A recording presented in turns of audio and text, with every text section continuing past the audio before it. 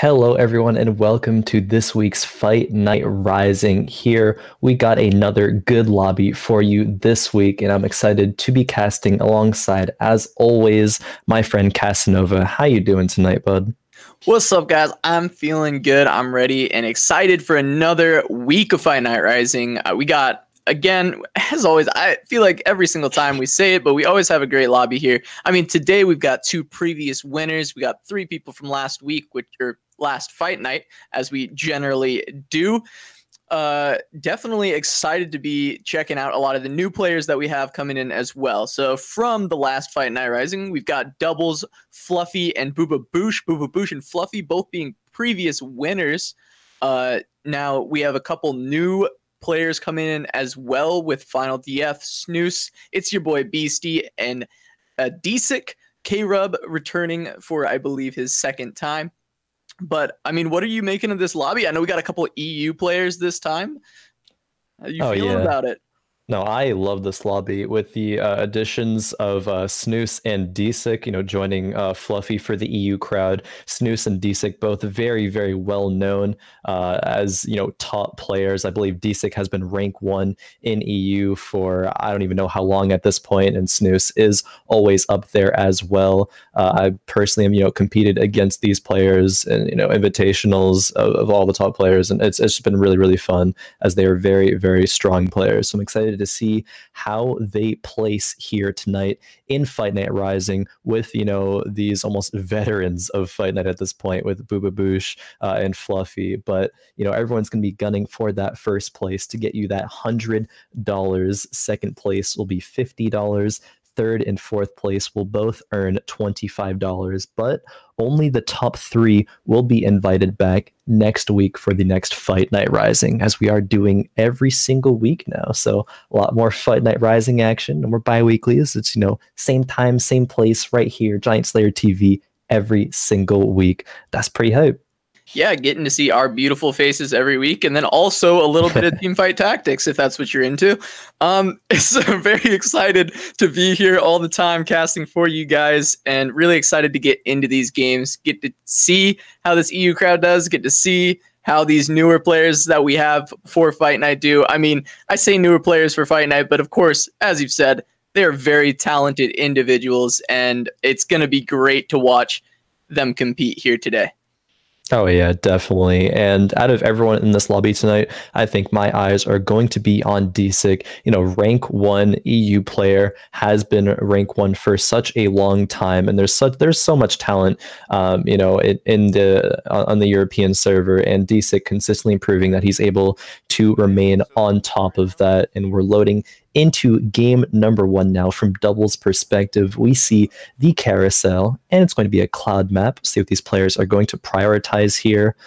Deisik going for the sword, Carib contesting it, but not able to take it away from him. Yeah, Deisik able to get it rank 1 on the EU ladder. We'll see if he can secure a rank 1 in Fight Night Rising tonight, starting out with that BF sword. We're on Doublezzzz's perspective, though, going into the start of this map, and it is Cloud Map. It is indeed Cloud Map. Doublezzz typing out that good old GLHF. Good to see some camaraderie, some, good luck, have fun spread throughout all these players here. But yeah, the Cloud Map is going to give dodge to any unit standing in there, and Doublezzz starts off with a Jax with a chain vest. Might be looking for a Guardian's Angel with that. I know there's been a lot of people recently trying to force a certain Yasuo comp, and Guardian's Angel is a very staple item in that comp here. I mean, I guess talking, quick about the meta, we've seen a lot of changes between these last couple of metas and these last couple of patches, but right now, a lot of comps are good. It's not just like the Sivir and Friend dominated meta. There's, the Yasuo and Friends. There's also Ocean Mages, some Sins, Rangers, Preds. And speaking of Preds, Doublezzz has a couple of Kog'Maws here in play, so a lot of options from these players here. I wonder what exactly they're going to gravitate towards tonight. Yeah, always love these metas where we have no idea what they're really going to run. I mean, of course, we have an idea overall of like what all the strong comps are, but at the end of the day, it's not like we're seeing most likely, 3 to 4 people trying to force the same composition, like we have seen on a couple different fight nights in the past. That's a couple Preds there as well for Deisik there. Gonna pick up those Warwicks. We'll see if he finds some more Predators to add to the collection, but he also does have that tier 2 Zyra very early on. 1-4, got 2 T2 units. Yeah, no, very early for a couple of them. I think rolled 3 Zyras in one roll, then rolled 3 Warwicks in another roll. We see the danger pings there by somebody else on Deisik's board here. Someone clearly not too happy about the fact that he's getting that lucky of a start, I guess some could say. Also has 10 gold as well. I believe there's 2 items start here from Deisik. Could even make 20 gold here if he so chose, but chooses to level up instead. This is interesting. Not many players will choose to level up to level 4 on 2-1, but still has enough gold to be able to make that 10 econ. I think this is going to be a very strong start. It's going to be a little bit lacking in the item department, but of course can catch up there later. I really like the start from Deisik here. Yeah, well, lacking an item's going to use the advantage of the little bit of extra gold that he had, grab that level up, and try and maybe grab a win streak early on, regardless of items. A lot of people not going to be even putting their items on, so he can use that small gold advantage to really increase the amount of power he has early, especially with these tier 2 units, and he just steamrolls over Bububoosh. Being on level 3, not having any items in, I mean, Deisik is infinitely stronger than him right now, able to easily take that down. And I suppose it'll probably be similar with most of the lobby. We'll have to look around and see. Of course, it's very possible there's people just as strong, but it's definitely going to be one of the stronger starts that we're going to have here. Oh, definitely. I wouldn't be surprised to see Deisik win streak at least up until Krugs. Maybe that stage 3 phase after Krugs, it might get a little bit dicey. Oh man, he has the option for a tier 2 Varus right now. You just take it, right? I mean, yeah, and a pair of Ezreals as well. I mean, this start is pretty insane from Deisik here. Some more pings from enemy boards there. Question mark pinging it too. I mean, I would be tempted to do that as well. I wonder if he's even going to hit the Ezreal too. It's seeming likely at this point. I mean, he leveled up so aggressively, so he has the chance to hit these units faster than all the other players. All the other players, or at least most of them, are on level 3, so they have a higher chance to hit those 1-cost units. But no, Deisik leveled up and has a higher chance to hit these 2-cost and 3-cost units, which he did right there. I mean, this is yeah. You hate to see it when you load onto the rift there, and on the other side you're seeing Deisik. Of course, he's got a Yasuo in, but Yasuo not going to be able to do too much here, and definitely going to be a little bit of damage going over to K-Rub. Obviously, very early on, so losing rounds isn't a huge deal, but you're still hoping to see probably anyone but Deisik, especially if you're trying to grab an early win streak. Yeah, definitely. And there was a Yasuo on the side of K-Rub there, and had a couple of sparring gloves, maybe going to make those into some Infinity Edges later, or Hand of Justice. We'll see. I know both of those items are generally used when it comes to building Yasuo carries. I think the 4 staple items that people will rotate through are Guardian's Angel, Bloodthirster, Infinity Edge, and Hand of Justice. So just see what he happens to find or what he prioritizes. But we see Snooze here opting to make the Thieves Gloves on the Zyra. Has an Azir, one of the strongest solo units right now, I believe, for being a 3-cost unit. Will he able to win against Doublezz here? It's not Deisik, so he has a chance. Yeah, I mean, Doublezz does have a couple of tier 2 units himself. Diana does get onto the back line and takes down that Azir that you were talking about. He's got the tier 2 Vlad as well, but this Zyra with the Thieves Gloves does have that Shojin, which may actually prove very useful in this round, being able to get those plants off repeatedly in quick succession, and I think it is going to win the round there for Snooze. Put some damage onto Doublezz as that Zyra is able to carry. So Thieves Glove on Zyra, do you like that as more of an item carrier thing, or is that something that you can leave on Zyra for a long time? Probably not for a long time. It's definitely going to be a sort of just item carrier, item holder for this early game. Getting the Shojins there, I think, was instrumental into winning that last round. I think if that was not a Shojin, it definitely might have been lost there. But yeah, probably will get rid of that during stage 3, maybe early stage 4 at the latest there, depending on what other items and units that he's able to secure there. Yeah, absolutely. We saw that Ezreal on the board. I was actually wondering if we would see Deisik go and pick that up. It did have a tier on it, so not even a bad item for him to grab there, but it does get taken away by K-Rub, and Deisik was not able to pick that up. Just thinking of how powerful that board already was, and I mean, just throwing another tier 2 unit on there with not even a bad item could have worked out, especially an item carrier type unit like Ezreal. Yeah, definitely could. I mean, just even a tier 2 Ezreal, tier 2 Varus maybe goes into, you know, a Ranger composition later. You know, we mentioned that tier Static Shiv Rangers is very, very strong currently. So that definitely would have been, you know, instrumental to Deisik keeping that 100 HP. And decides to make the Infinity Edge actually on this Varus, so might even still go Rangers, but with a Twitch later on down the line, perhaps. But yeah, Deisik is going to steamroll over Snooze here. Has 3 Infernos, has 2 Glacials as well. The Fire and Ice on this board here. Deisik maintains 100 HP. Running over everybody runs into here. I mean, he's got the Kindred on the board now. You mentioned the 3 Infernals. It's definitely looking good for his early game. It looks like Snooze is typing something into chat, probably commenting about D6's composition right now, how powerful he is this early in the game. So the death cap on Zyra. Brand roll on 5. That's come on, you grab him, right? Oh, you can still make 20 gold, but 30 gold right now too. He can make. Oh, he grabs them. Maybe it's a bait. I mean, you lose a little bit of econ here, but if he does actually hit that tier 2 brand very early, I mean, that would be massive. So Snooze already has a couple of Oceans here, has a couple of Vladimirs, does choose to sell the Leonas off to be able to guaranteed make 20 gold. Facing against Fluffy here. It's not like he's that weak right now, you know, has a Zyra 2 with Thieves' Gloves, has an Azir as well, and could very easily transition into an Ocean Mage composition, or at least into 3 Infernos, with Zyra already being 1 Inferno, and then having a pair of brands right now. Snooze, I wonder if he'll try to go to level 7 and then roll down for that brand too, or try to roll it down at level 6 and kind of get lucky and hit that.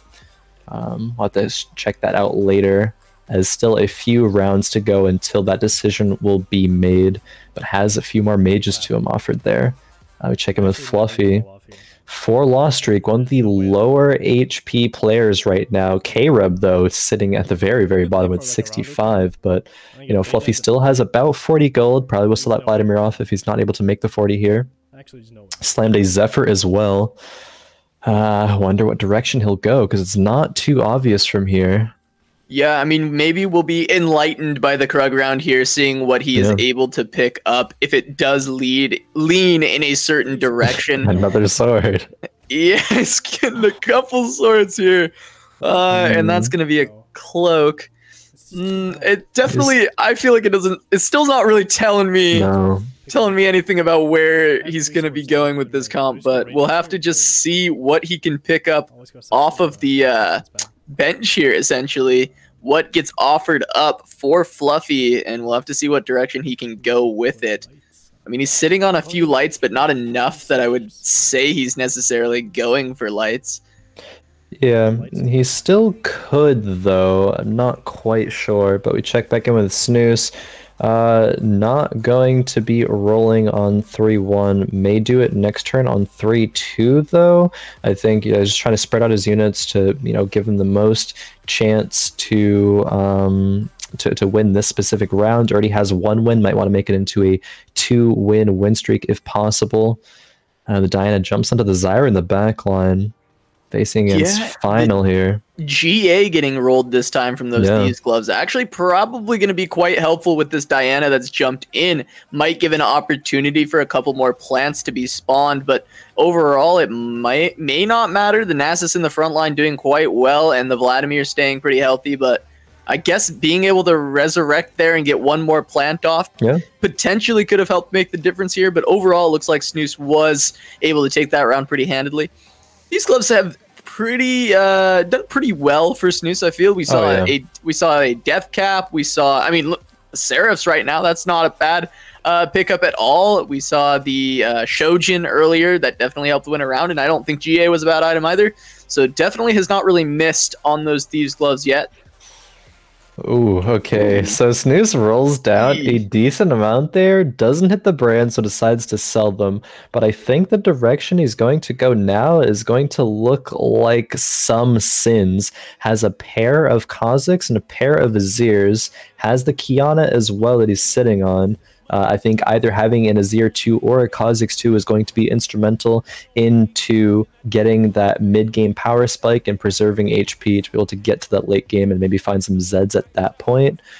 Going to be losing to Beasty here. Beasty rolling for those Predators. And has hit many of them. He's very, very close. He's got a good amount of Preds here. I mean, he's one Kog'Maw away. I'd love to take a look at his board if we get a second, because I want to see exactly what he's on. I didn't see exactly how many were on the board there, and it'd be nice to see, kind of take stock of where he's at. He's at 10 gold right now, so definitely rolled it down pretty hard, but at least making a little bit this round, and does seem to be quite strong, just barely missing out on the tier 3s. So probably in a pretty good position. I mean, he's not even that low HP for a Pred start. Definitely looking okay for himself. Yeah, kind of middle of the pack there with that 77 HP, one Kog'Maw away, and is going for a sort of attack speed, attack damage carry Kog'Maw build as well. It looked like not the Ludens that you traditionally see if you're going for Hyperroll Kog'Maw or Hyperroll Predators. So we'll see if that build still has the strength to carry into the late game. But we see Doubles on the opposite side of Snooze here with a Malphite too. Doubles got a little beef on his side right now. I mean, look at this front line. Tier 2 Leona, Tier 2 Nasus, Tier 2 Malphite, Tier 2 Thresh. I mean, what isn't Tier 2 right now for Doubles? And I mean, Snooze gonna take a bunch of damage to the face, dropping him all the way down to the bottom. 57 HP right now. Did you see how much damage he took there? I didn't see exactly. The number, I missed but that was a lot. But it definitely hurt. I mean, it's all those tier 2 units just putting down a lot of hurt on top of Snooze. And definitely unfortunate for him, but Doubles on a win streak. I'm not sure exactly how many, but that composition looks terrifying right now. Oh, definitely. Checking in with Beastie here. Gonna see when he decides to roll down. Might wait until after Wolves again too, but we can at least see the state of the board. Snooze opted to grab the tier there, and I believe Snooze was sitting on a bow and a tier, so might choose to make a Seraphs. But we'll have to check in a bit later with triple Nautilus. Too bad that Beastie's not going for some Ocean Mages or even some Wardens here. Okay, chooses to make a Giant Slayer there. Very, very apt making of an item there, BC. Thank you. Here on Giant Slayer TV. Shout out to BC for, you know, hitting us with the plug there, the branding. Good timing, good timing. Always good to build Giant Slayer during fight night. Of course. I do wonder what the last item is going to be, though. Maybe I've seen red buffs be an item that's built on Kog'Maw when he has a Runaan's, but there's also already a glove and a tier on the bench, as well as a Warmog's already built on that Skarner. Damn, Kiana. The target selection here, definitely not doing your boy any favors. Beastie definitely going to take a good chunk of damage here, but that's pretty unlucky. He's so close to a lot of tier 3s, actually. He does have 2 tier 2 Warwicks, so 3 away there, 3 away from Rek'Sai, 1 away from Kog'Maw, and 4 away from Skarner. Overall, I mean, it's still a lot of units he has to pick up, but it's not too big of a hill to climb. He could hit a couple lucky rolls in a row and be there, and there we go. There's one of them. There's the tier 2, got an extra Kog'Maw on the bench for good measure. Always good to keep one as the power move. Go ahead and throw that one in there, Beastie. You know, it's just... I swear we've come into the same exact scenario before on Fight Night when somebody... when somebody rolled 2 Kog'Maws for the last one. And then they kept it until they needed to sell it for econ. Then I think Beastie might do the same thing here. Obviously doesn't need to, but still a little cheeky move there. Oh, it is a power move to be sure. He was holding on to the extra Kog'Maw. And that tier 3 Kog'Maw is now going to start putting out an insane amount of damage, and Bububoosh is not prepared for it at all. Going to get run over by this Preds comp. And of course, Preds, being only a level 5 composition, not that many units, doesn't put out too much damage to you, but still overall gonna hurt when you're taking damage from all 5 units. And Bububoosh gonna drop down to 41, currently in 7th, but of course we've seen comebacks from much worse than that. Yeah, that we have. Checking back in with Deisik here. Yeah, he's still at 95 HP. Did lose a round a few rounds ago, but it was not by that much. Only lost 5 HP. Is about to be on 50 gold, level 7 on the Wolf round. Might even see a fast 8 here on round 4-3 from Deisik, but also might decide to roll for those Twitches, I believe, because already has made an Last Whisper and an Infinity Edge. There we go. Naturally rolls a Twitch. There's doesn't one. even need to press the D button to try to very find easy those. to put it in too. You only have the tier 1 vein, so that's a no-brainer to just go ahead and throw the Twitch in. Gonna probably start looking to get some items on it as he tries to get towards that tier 2. Of course, we see the Rat definitely struggle quite a bit as a tier 1 unit, but as soon as it hits tier 2, it starts tearing apart the compositions that we see going around. So we'll just have to wait and see if he's able to find it. But starting out here, he's going into Fluffy. And already that Kiana starting to cause trouble in the back line. Gets onto the Rat-a-tat-tat coming out, but he's going to fall pretty quickly. Ezreal does get a stun down, and these Ranger procs are allowing the Varus to output an insane amount of damage with these crits. A couple dodges from the Cloud, not going to be enough to keep him alive for too long, but the GA on that Ezreal is going to be able to secure that win for Fluffy and stop Deisik from kind of getting anything going as far as a win streak's concerned. But Deisik's still looking quite powerful, and he's got a couple major upgrades left to find. Oh, yeah. No, I mean, that was such a close round. You know, it came down to that Guardian's Angel at the end there. Deisik has so much HP to work with that I would not be surprised to see Deisik in the top 4 at the very least, if not top 2 here. But we check back in with Bububoosh. Is looking like he wants to go for one of these Yasuo and Friends compositions, but does not have a Yasuo 2 yet. Is still rolling, though, and has not been able to find it yet. It needs to slap these items on at some point. Is making that Hand of Justice, is also slapping a sword on the Yasuo, but he is just getting one shot. Gone. Just right away that Yasuo's gone. Sion gonna go ahead and kill off the Janna in the back line. Tibbers coming down on top of Azir. Bububoosh gonna take a lot of damage here, dropping quite low down to 15. He does not have a lot of time to find what he needs to find, and he's got to get those items onto the board somewhere.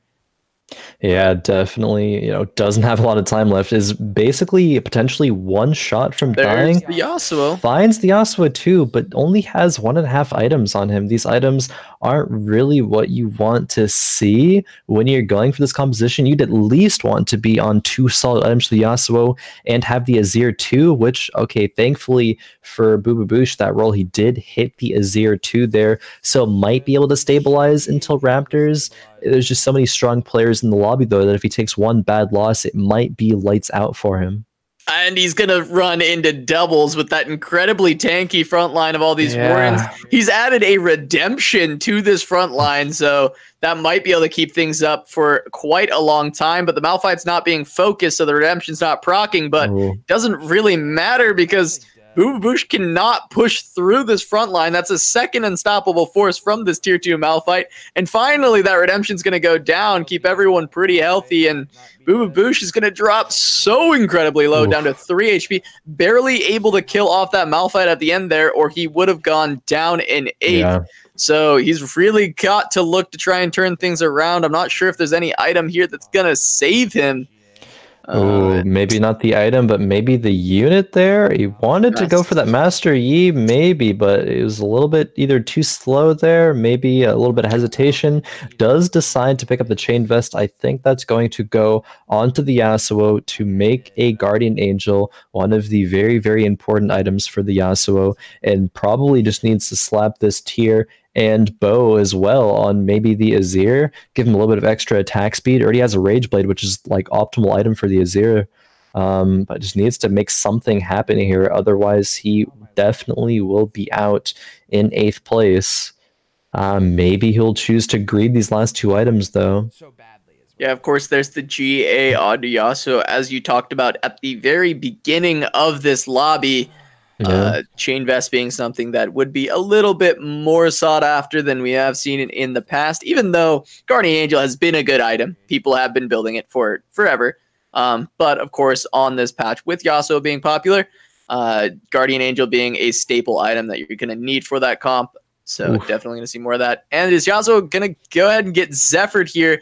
And that's a T2 Twitch with the static Shiv, and he's going to be putting out a ton of damage here. The rat-a-tat-tat going through the entire team of Bububoosh, and that's probably going to be lights out for Bububoosh, 8th in the first game here on Fight Night Rising. But we've seen Bububoosh come back and do some amazing things, so he's not out of it yet with just 1/8 place. Got a whole lot more TFT to play today. Of course, has 3 more games. There is definitely room to catch up. A bit unfortunate there for Bububoosh running into Poison. I would say Poison is probably one of the hardest counters to Yasuo, as his strength is in when he casts his ultimate ability, slashes 5 times at tier 2 to nearly one-shot a unit. But, you know, the getting Zephyred for 6 seconds, getting Poisoned. I think he got 1 ultimate off before he was taken out. The Azir, not able to solo output enough damage. Just been unfortunate there. But we tune back into Snooze here, who is going for some sins, it seems like. Has a LeBlanc 2 in to proc the sins. That Kha'Zix being the carry now with Seraphs and IE. Will he be able to take out the double Hodge Yasuo? Yes, I think so. I mean, it's going around. It's looking really good for Snooze here. That tier 2 Malphite got Zephyred, but then frontline quite well, even though it did roll the rapid fire cannon with its Thieves Gloves. But yeah, able to frontline very well. Kha'Zix going around one-shotting everything with that Infinity Edge, getting plenty of procs because of the Seraphs. And yeah, Snooze is looking pretty good here, looking like he's stabilized. I mean, he's been at this kind of low health for a little bit now. Hasn't really changed too much in the past couple rounds, so definitely looking good for him to try and come back into this game. We've got Final DF down quite low as well with your boy Beasty. He's definitely looking a little bit worse for wear from that early Pred start that was looking pretty good, so maybe has just not found any upgrades since. Yeah, I suppose not. Snooze there probably was hoping to find a force of nature with that spatula, a dead spatula now.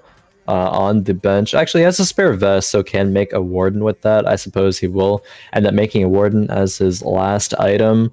Levels very, with his last gold piece to level 8 there, putting in 3 summoners. And just who is he decide to make a warden? I suppose it's going to go on the Annie there. I do, in fact, want to take a look at K-Rub's board pretty soon. I think K-Rub had a lot of interesting decisions that he was going to be making there with the units that were on his bench. But first, we take a look at Snooze versus Deisik here. Yeah, that Twitch is still tier 1, and it does not get really anything done as the Kha'Zix rips through everyone there. But the Annie is the last one standing with the Tibbers, and that Varus is still doing plenty of damage, with the tier 2 Warwick actually playing a very important role, being incredibly tanky in the front line, not dropping at all, able to kind of keep that Varus alive at the end of the day. But Snooze can roll onto a Taric here. I'm not sure if that's going to be able to find its way in, but he may consider it. Yeah, maybe we'll consider it maybe over the LeBlanc. It would give 4 wardens as well. If the Taric is able to survive and get the ultimate off, it would prove to be very, very useful.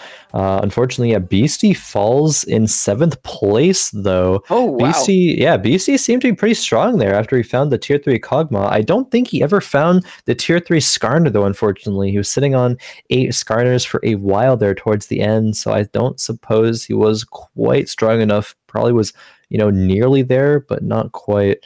We do see K-Rub, though, running into, I believe it is Doublezzzz, with the IE Rageblade Ash on the other side here.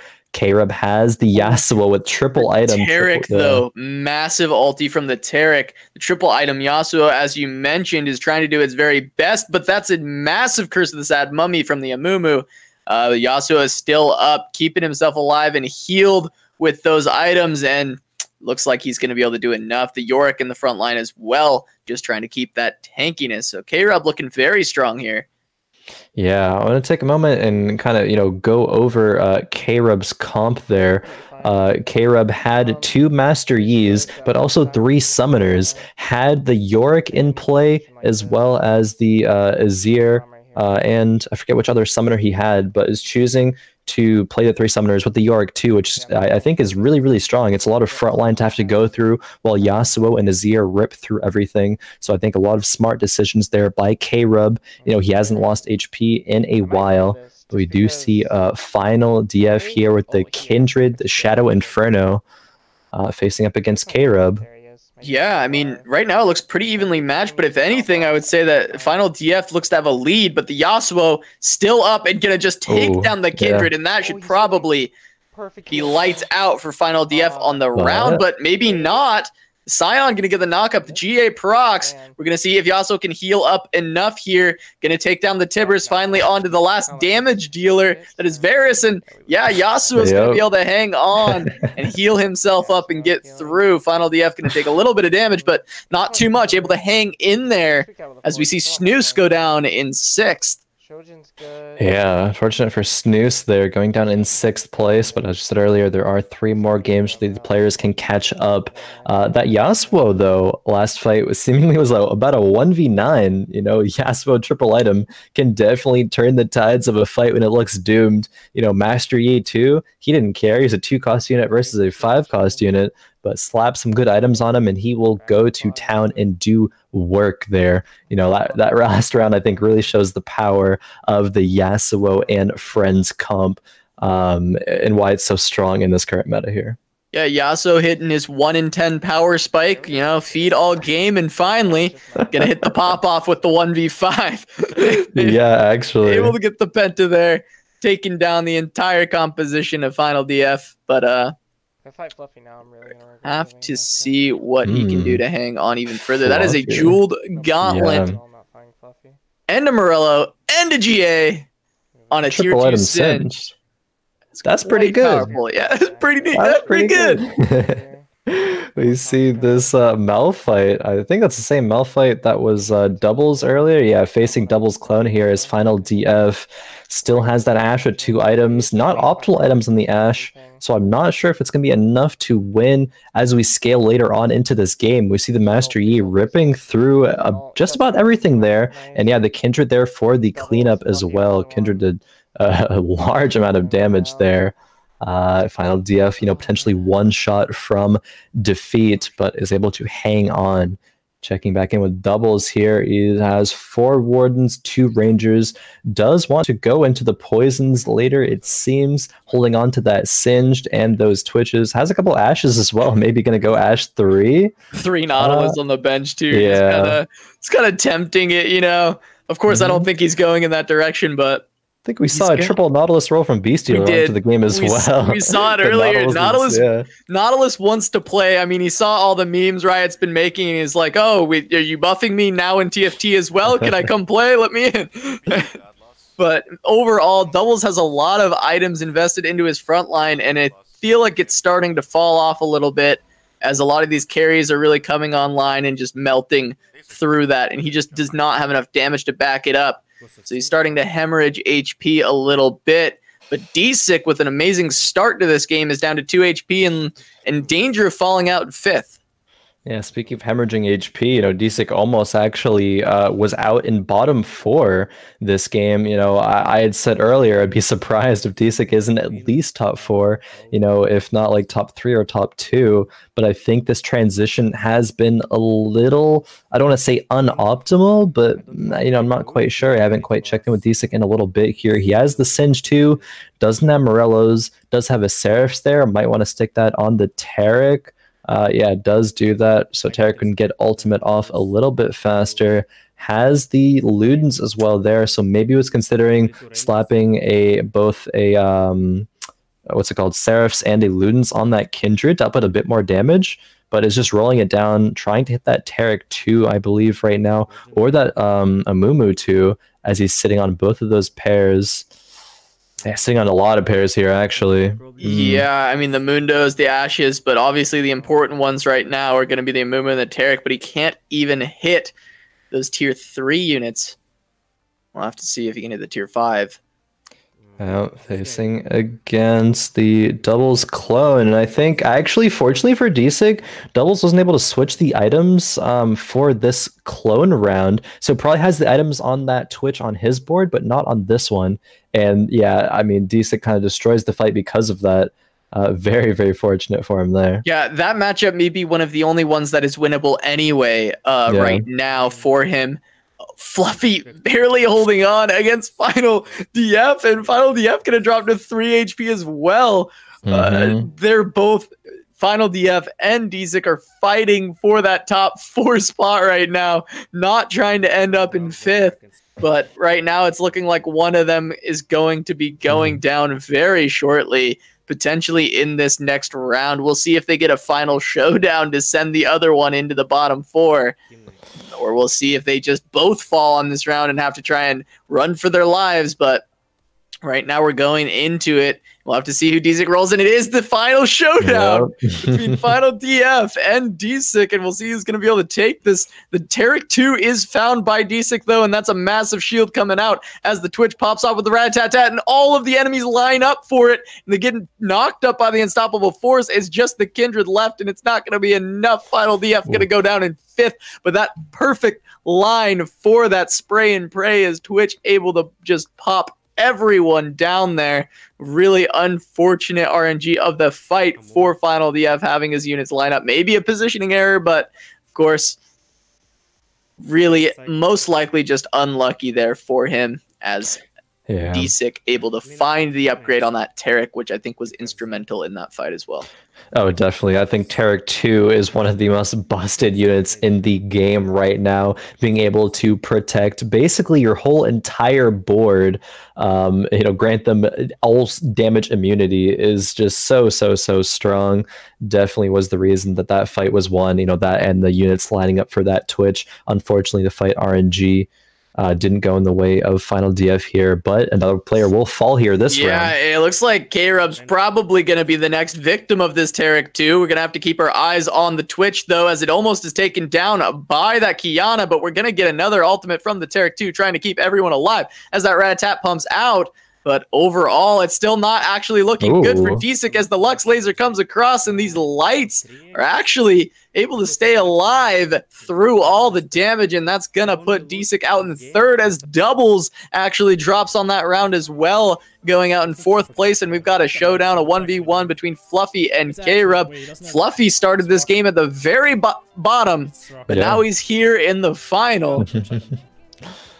He has made his way, made some good decisions throughout the course of the game, and that netted him that Singe too with the Morellos and the Jeweled Gauntlet. I think if that wasn't the case, then we might not see him here in the final 2, but that's just how it goes. A triple item Twitch, a triple item Singed, fighting though against K-Rub, who has a Lux too.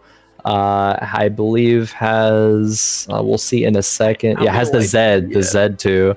I'm not quite sure.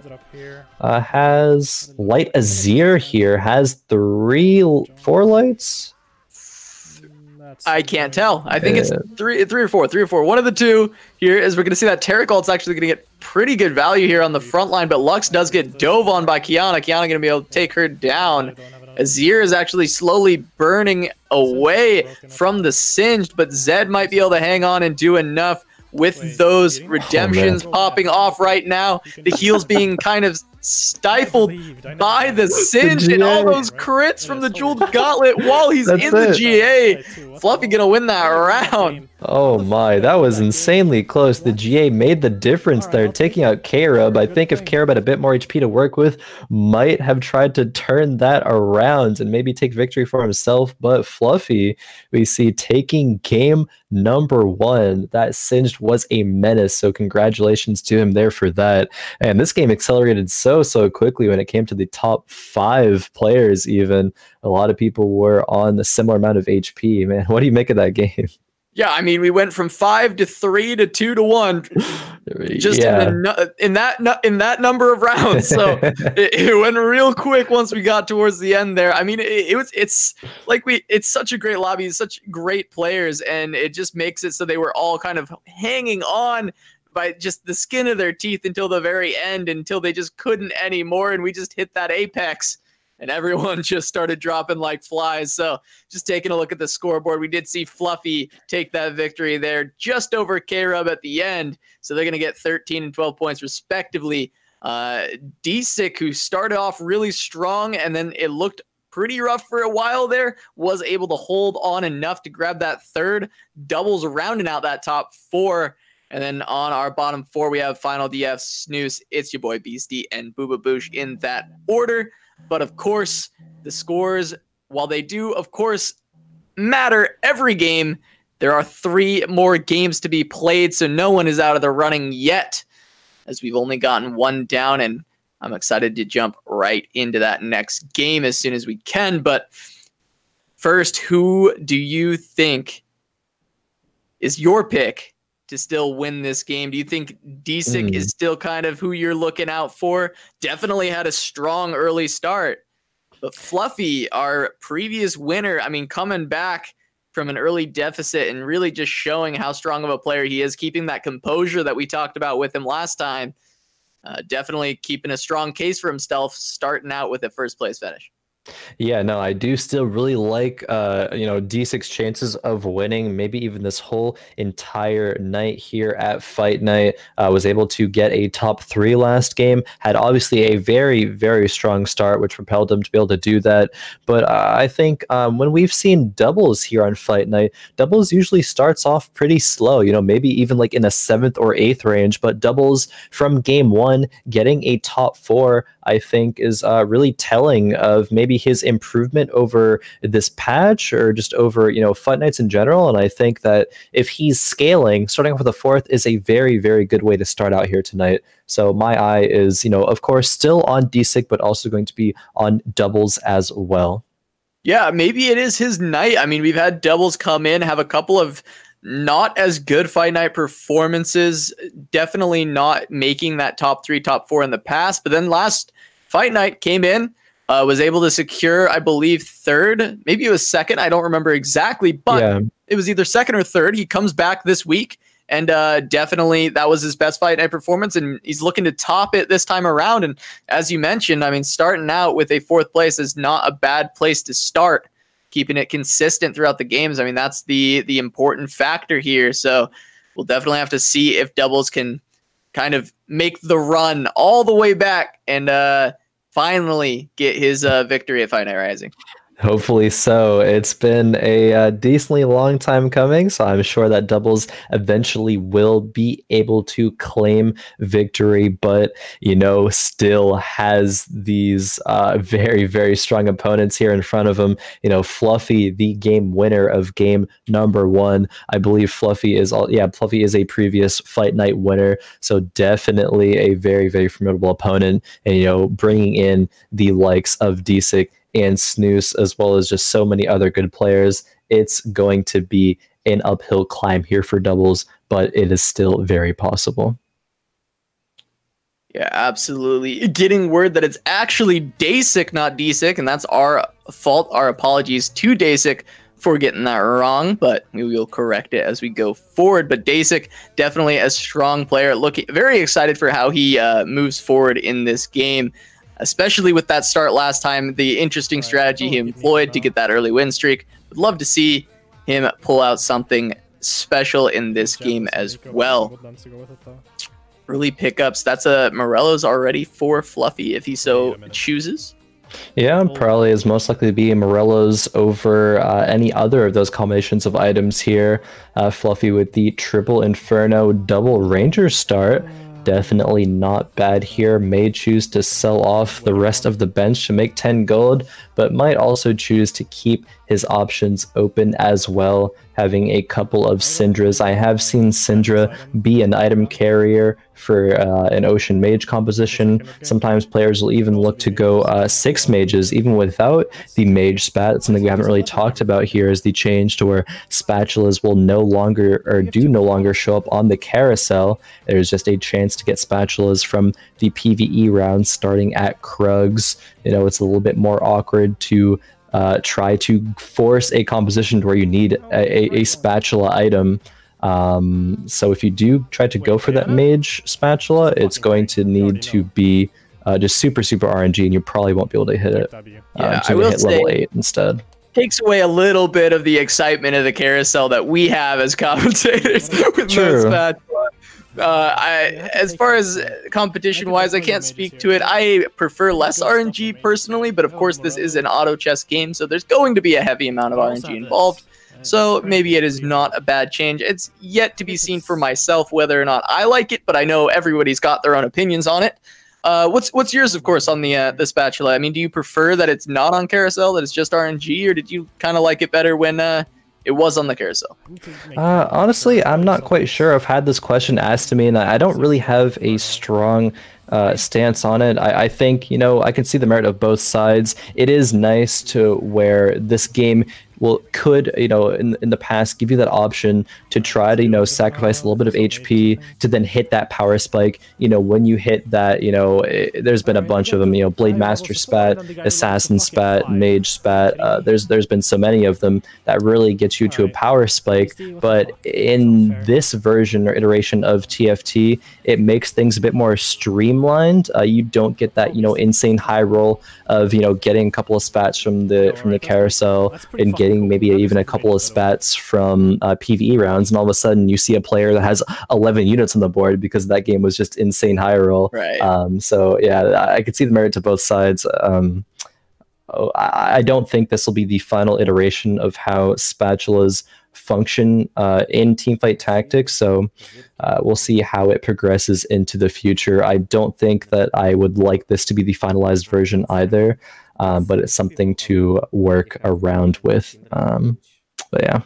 Yeah. Speaking of 11 units on your board, ItzYaBoyBeasty had a level 5 versus level 3 on the last round. So that's a very quick level 5 from Beasty. Of course, this round, everyone has hit level 4, but last round he was level 5 already. Yeah, level 5 on 2-2 has 0 gold right now. Maybe we'll make 10 gold this round. Who knows? I mean, he's spent basically his whole entire game savings here already. Chuck that all away. But hey, it's still 100 HP for it. So can we fault him? We'll see later on. If that's potentially. You know, we'll have to see. It definitely remains to be seen. He's not going to make gold this round as he's holding on to those woodlands to go ahead and try and get those tier 2 units. Already has quite a few tier 2 units, but yeah, definitely not going to be making the gold here unless he can sell what he gets off the carousel. Yeah, which probably will do that. Yeah, very likely will be doing that. Unless he somehow wants the unit, but is unlikely. You see all these players are choosing to take. See Final DF takes that Kindred with a tier. We see a sword by Deisik picked up there. Do want to check in with Deisik eventually. I'm curious to see how he plays this early game going towards the Krug round. That's, you know, at all points of the game, you really get to see, you know, the player's skill in all of these decisions. We see Deisik playing 2 Kianas here and 2 Wardens. Everything is tier 1 and is a bit low on HP, but hasn't lost every single round. The choice to play these 2 Kianas has been good enough to win, win one of the rounds. It does choose to aggressively level up again to level 5. And just put in a Kindred. You know, it doesn't grant any synergies, but just that extra unit is something that Deisik thought was worth it here to maybe just preserve HP. Is also choosing to make the Shojin on the Kiana as well. It was close to Kiana 2 already. Shojin, one of the best items on her. I think Deisik is playing for a mid-game power spike here, maybe to be able to go fast 8 once again. Yeah, runs into Snooze with the tier 2 Leona and the tier 2 Ivern, but his Kiana getting in the backline doing plenty of damage here, and it looks like the Nasus might be able to hold on long enough for Kiana to kind of get through this composition. The Ivern's quite tanky in the early game, of course, with that Druid synergy, and he's healing so much. If he actually gets that shield off, and he does, it's going to be a little bit too much for Deisik here, or not, maybe, as this Kindred is able to hang on a little bit longer. Those grievous wounds being able to stop Maokai from healing too much, and Deisik actually going to take that round. Yeah, the choice to both make that Shojin and level up for the Kindred netted Deisik that win. A very smart choice there. 88 HP, not too low, around middle of the pack here. You know, only 3 HP away from third place. I like that move there. It also gives Deisik a better chance to roll 3 cost units to maybe even get that Kiana sooner than he otherwise would have with staying level 4. Yeah, absolutely. Definitely going to want to grab that. I mean, we've seen the power of that tier 2 Kiana. I mean, we have Cloud map yet again, so we'll see if the Cloud synergy comes into play as well.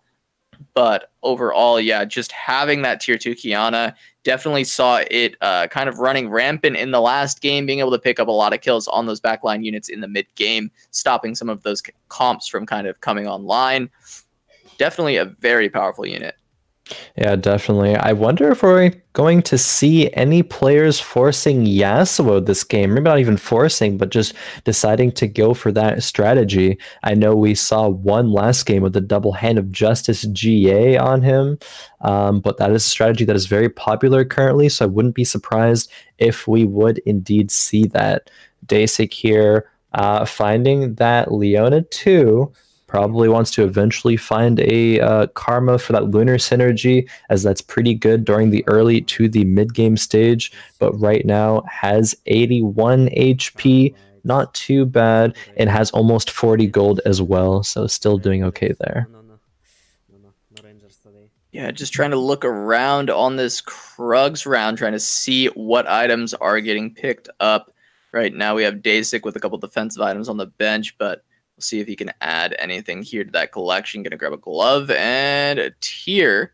See what he can make. I mean, this board is a little, or this bench is a little bit, it's a bit of a puzzle with those items. He's looking for maybe a little bit of extra stuff to add to that. A couple good pieces, but not really exactly an item I think he's gonna want. This shop here is very, very interesting. It provides a Varus 2-star potentially, which, yes, Deisik does decide to pick up, but it also features a Twitch and an Ezreal if Deisik did indeed want to go into the Rangers route. But the Kindred. Yeah, doesn't have really the items for it, though. Already committed to making a Shojin, so I don't think that's going to be the route. But definitely was something that went through Deisik's mind there. There is a Yorick with the GA, though, but I don't think it's going to be strong enough to win this round from K-Rub here. No, not likely this round, but that is definitely something to keep our eyes on. I mean, Yorick, a very powerful unit, already having that GA on him. Yeah, it has 2 Yoricks even. There's one on the, one on the bench there as well. Has one on the bench. Tier 2 Yorick we know has a very massive power spike. Definitely had that winning a bunch of lobbies on the previous game, or previous fight night, I should say. Yeah, basically it was like whoever got Yorick 2 first was able to make it to top 4, so... Oh yeah, one of the players who went Yorick 2, it was Bububoosh. Bububoosh came in here notably saying, lights are broken, but... lights aren't really what's going to be played tonight. Bububoosh here looking like he wants to go Rangers here with a static Shiv built onto this Ezreal. Has a couple of glacials, has a couple of mountains as well. Mountain shield on the Talia. Talia going to tank that Kiana for a while, at least until she pushes her away into stunning the front line there. But can the Ezreal output enough damage with that static Shiv? Probably not, as it just gets taken down by Yasuo. Yasuo gets in and takes him down. A couple ghoulies in the back line on top of the Talia going to be eating those seismic shoves, and it's not going to be enough damage there for Bububoosh with that tier 1 Ezreal. Going to definitely be needing to pick up something a bit stronger as we get further into this game. But so far, 81 HP. He's feeling all right. He's not looking in nearly as bad shape as Final DF down there at 49. So I think Bububoosh is feeling pretty good right now in this game, just trying to slowly make his way into the composition he truly wants. But yeah, your boy Beasty, 7-win streak, went to that early 5, hasn't really spent money on experience since then, it seems like. Just on 6. I mean, I can't, ask the question, can we fault him? I don't think that we can. Beastie's still at 100 HP, still has a decent amount of gold here. I mean, 44 gold, level 6 on 3-3, not too far behind. Maybe wants to transition into the Inferno Shadows, though. I think, yeah, just kind of slams items on the units that he knows he's going to sell. How far can he keep this win streak? I think it might end right now. Here the second we go take a look at him. But he does run into Fluffy, to be fair, who is the one who's right behind him and now right ahead of him, also on a win streak. So we'll have to check in with Fluffy as well at some point here. But Final DF down here at 49 HP, and it looks like it's going to be even lower to that as he runs into Bububoosh. And Bububoosh's composition didn't even look that powerful. Does pick up the tier 2 Ezreal, which definitely is going to help out. But in fact, Final DF is losing to Bububoosh when we saw that he seemed to be in a transitional period in his composition, trying to figure some stuff out. Not boding too well for Final DF here. No, 36 HP, 8th place when the 7th place player has 60 HP, a 24 HP differential before Wolves definitely is an alarming fact here. Going to need to see what Final DF decides to do here to stabilize, to try to maybe even just salvage a top 4 at this point. Maybe even winning is going to be a bit too out of reach, but we have seen crazier comebacks, so it definitely is possible. Doesn't have a great item here though for the Yasuo. Does go level 7 here, has a Janna 2, had a Janna 2 on 6, just tosses in a Kiana for 3 clouds, but there's 3 tiers here on the board. Now a Zephyr. Zephyr, yeah. Yeah, I mean, I guess you kind of have to at this point. Was there no glove on that carousel? I didn't quite see. I did not notice, but I guess maybe not. If he did not go for that option to try and buff up his Yasuo, has the karma on the Yasuo right now, trying to give him a little bit of a boost with those shields, but right now the Yasuo is slowly going down. That GA is going to proc very soon, and there's a Tibbers with full HP out here. Don't know if it's going to be enough at all. And yeah, Final DF going to take a good amount of damage there. It takes 11 down to 25 from Deisik there. Yeah, I don't know. Needs to find something soon. I'm just not quite sure. I think it has to be items. I think items is the only thing that's really going to save Final DF here at this point. But we do check in with Fluffy, who is currently in first place. Doesn't have a lot of gold here, has rolled down a fair bit, but I think has been rewarded for it. Has the Azir 2 with a Rage Blade, and has items on the Renekton that will certainly be replaced soon. But a Zephyr and an IE. I think the IE will go on a Kha'Zix later. That Azir, though, going to try to carry this round. Yeah, Final DF really hoping for a win here, but it doesn't look like it's necessarily going to happen. The Yasuo finally going to fall, but he's got the GA, but the rest of his team is already down by the time he gets back up, and Final DF going to drop so low, down to single digits. But he does make it to the next PvE round, so maybe he can find the item he needs, but 9 HP at this point in the game is definitely not a good look. 9 HP on Wolves, single digit HP. I think I've seen that before, but very, very, very rarely. When you talk about making it to the next PvE round, you're like, oh yeah, Raptors, I guess, because people might die before Raptors, but not before Wolves here. Final DF definitely is struggling, as we see. The Yasuo comp can be very good, but it can also be very, very bad if you don't hit those items. And I think we're seeing just that here tonight from Final D in game number 2. Unlucky. Fluffy, though. That's one item here, yeah. Yeah. Total of 8. That's there's a Luden's on the bench, but it's not really an item I expect him to go for. Probably not. I think if I were to guess where these items will be allocated, it will be the Rod onto the Azir, and the tier will just chill for now. Maybe it goes onto the Kha'Zix for a potential Seraphs later. Or the Varus, because the Varus is going to be replaced later. So it's very non-committal, and yeah, the rod does indeed go onto the Azir. Fluffy's still very strong on an 8-win streak. I don't know if he's strong enough for that to remain. That is a Warden's Mail there for Bububoosh. Is that 6 Wardens? Or double Shiv Wardens Ezreal. He is getting taken down very quickly by the Sand Soldier there in the back line. So maybe Bububoosh is not going to have enough damage to kind of get through Fluffy. Fluffy's starting to scout already because it looks like he has that one, and he does. Going to continue his win streak up to double digits with 10. Staying very healthy. Now we'll see if Final D falls here, and he actually is able to win his round. Gonna stay alive, taking Beasty down. Oh man, Fluffy, 50 gold here. Probably won't go to fast 8. Does need to find a Kha'Zix 2. Maybe we'll go into some sins.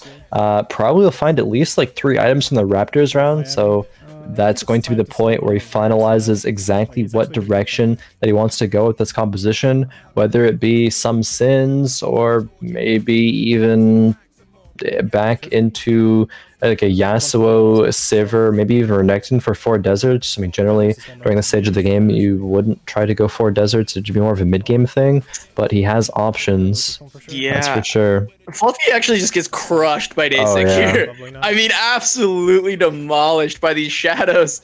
Like, that was very quick, actually. Did not even expect that, as Fluffy has looked so strong, but Deisik must have hit some very big power spikes. And is definitely looking good, as we do see Final DF go down in 8th on 4-2. Yeah, doesn't even get a chance to get to the stage 4 carousel, unfortunately. Very, very early defeat there by Final DF, but still has a couple more games after this to make up some of those points that he might be lacking from this game. Yeah, Fluffy does indeed go fast 8. I was curious of that, and I wasn't sure that he would do it. Does hit the Yorick 2 and a Singed, but I'm not sure the Singe is going to get played. Doesn't have a Morello's, at least not yet. Does have a spare rod, though, so maybe that's going to be the direction later. Yeah, I mean, right now, it's just this Azir putting in work. It's just he gets those Sand Soldiers out into the back line. A lot of that RNG playing heavily favored towards Fluffy, as it has gotten on some very good targets in the past few fights. But right now, we do see that Yorick coming back alive with that Guardian Angel, and it's probably going to be enough to take down Fluffy here for K-Rub. Kind of helps stabilize with these lights, as K-Rub is very low at 20 HP, but for now, gonna be all right. We'll see how long that's able to hold, but definitely hoping to try to hang on a little bit longer. Every single placement matters for the points. Yeah, I think K-Rub had lights there. I believe 6 lights, had a Yorick too with the GA and the Morellos. I almost thought that was going to be a victory for Fluffy until the Yorick started basically 1v9ing that round. Fluffy here picks absolutely last, but still gets a 4-cost unit with a sword. That's not something that you see every day here. I suppose no one else needed a sword at this point. Does sell the Singed off to be able to make a bit of econ there. I just wonder what exactly the sword's going to be allocated to. It might be a Shojin. Yeah, it might be a Shojin for the Azir. That's what I was thinking, is Shojin for Azir, but I was kind of expecting, at least somewhat, the Seraph for the Kha'Zix. We'd seen that earlier today already, and it seems quite powerful. Maybe if he was on Kha'Zix 2, that would be something he'd be looking for, but Shojin already for the Azir would definitely be a powerful item to put out, but for now he's just hanging on to it, so we'll have to see where that ends up. It might still not be a Shojin, it might be something entirely different. But right now going against Beasty, and Beasty's got shadows as well. That Kindred putting out a ton of damage. Amumu gonna go ahead and get a big Curse of the Sad Mummy there, and right now look at all of these Inferno hexes melting down Fluffy's board, and Beasty looking quite powerful as well with this Shadow Inferno. Yeah, I believe Beasty and Deisik have a very, very similar comp.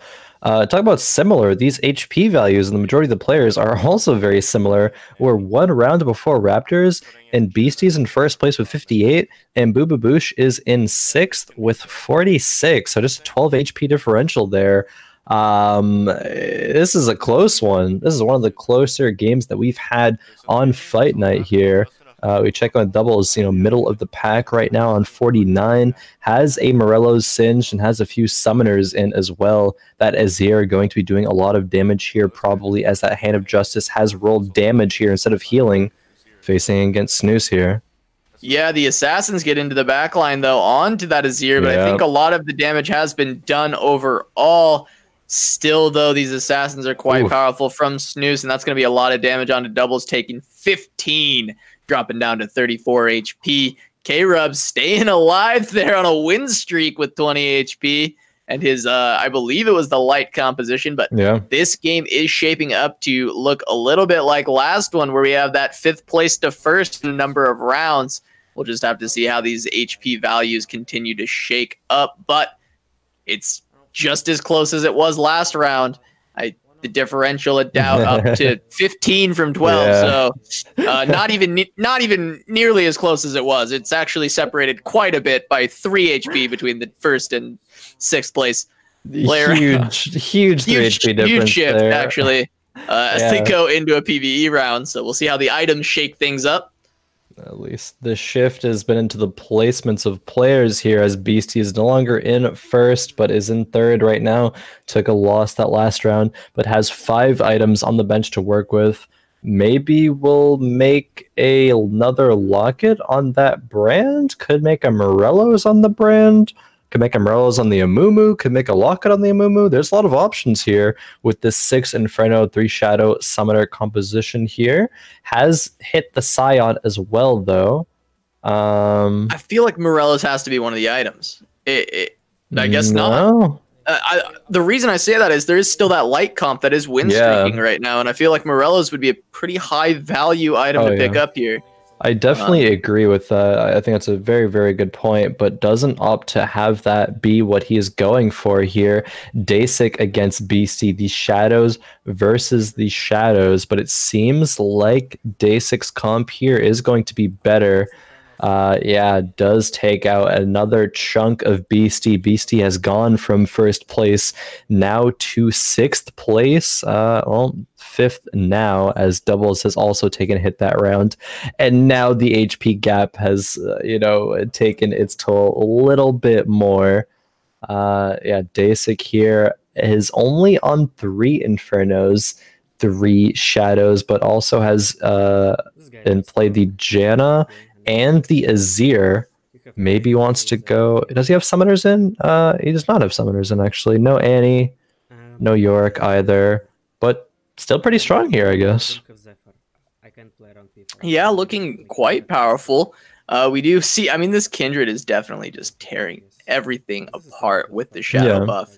And we do see him go against Snooze. The Assassin's trying to run down the Kindred. I love the kiting from this Kindred here, playing out of its mind. Gonna be able to take down all these Assassins. Snooze gonna lose a good chunk of HP here. I went to this round not thinking that Deisik would be able to take this round as a victory, but that Kindred and that Scion, I think the Thieves Glove Scion is a very, very strong portion of this comp as well. And Deisik's kind of rolling it down every turn. If you're going Inferno Shadows, your power spike is mid-game, and as we approach, the late game here, you're not really going to get much stronger by leveling up, so I guess might as well roll down every turn for the upgrades. Bububoosh there, though, as we saw momentarily, did pick up a Taric 2.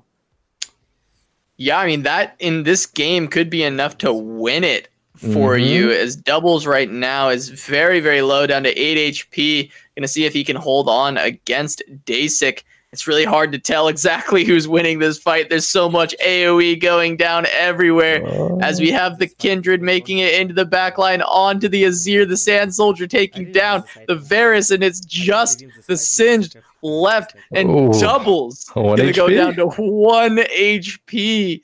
Barely hanging on. We'll see if he can keep himself in this game, but Deisik on the win streak now, staying at 46 HP. K-Rub picking up the light spot? Yeah. Of course he is. He's got those lights. Gonna go ahead and grab another one. Double's gonna grab a Shojin. See if that can help him out. Fluffy gonna take that. Seraph's Embrace. Bububoosh going for the locket. Beasty deciding if he wants that Death Blade with the Nami. He's gonna go ahead and pick that up. Who do we want to check in with right now? It's been a bit since we've seen Fluffy, Snooze, K-Rub even maybe, Bububoosh. It might be good to take a look in on K-Rub when we can to see how that light comp is doing, because that's the composition that has fallen a little bit out of favor, so it'd be interesting to see. Yeah. But Bububoosh right now you did mention grab that Tarek 2. Yeah, this looks really trap strong. Claw from the Thieves Gloves here going into this round. Yeah, this is so strong. Singed too. Okay, there we go. Yeah, all right, we are good here. Yeah, lost has you poisons. for a second there, but has the poisons, has the Singe too, has the double ashes, but yeah, no, I think Bububoosh's comp is very, very strong here. Yeah, he's going to take a little time scouting there, but it does look like he has the Tarek ultimates coming out, keeping his team alive. The Ash with the double Shiv, going to be putting out plenty of damage. Going to be checking in with his clan to see what's going on. As he comes back into the lobby, where you see it looks like K-Rub playing on the lights composition. I just love that seamless transition of just like, this is a normal thing that's happening. Oh man, it's my job as a play-by-play to tell you guys what's going on the screen. For our vision impaired listeners, he was checking in with his clan. Opened up the client, but no, we check in with K-Rub here. Oh man, one set away from Z2 right now. Has the looters as well, and the looters is going to be very good, as these fights will probably go to very, very long, with his Yorick too, probably going to be alive for the majority of the fight. Lucian dealing a bunch of damage as well, and going to be buffed up by Lunars as well, because that spell damage from Lunar Synergy has been buffed recently. So we'll get to see the Lucian do work. Just kidding. The Lucian do absolutely nothing, as it dies instantly to Kiana. And we do know Fluffy just actually drops in 6th. I don't think we mentioned Doubles falling as well, but Doubles falls in 7th. So basically 2 of our top players from the last round, top finishers, have fallen in 7th and 6th respectively. So we're going to definitely see kind of these standings flip on its head. We might see a kind of averaging out of a lot of the scores, and we're going to have a very tight race in this fight night going into game 3 after this. But we still got plenty of TFT to play in this game, or maybe not, because looking at these HP values, a repeat of last time is definitely feasible, of just everyone falling like flies at this point. Yeah, I mean, we see Snooze here getting a very, very good item for that Azir and that Jeweled Gauntlet. 9 HP right now, though, is rolling it down, probably trying to, find either that Z2 or... Oh, man, there it is. That's... Yeah. I mean, that's something huge. There, isn't it? Yeah. That is huge. Finding that Zed in, what did he have? 20 gold, maybe a little bit less to roll with there.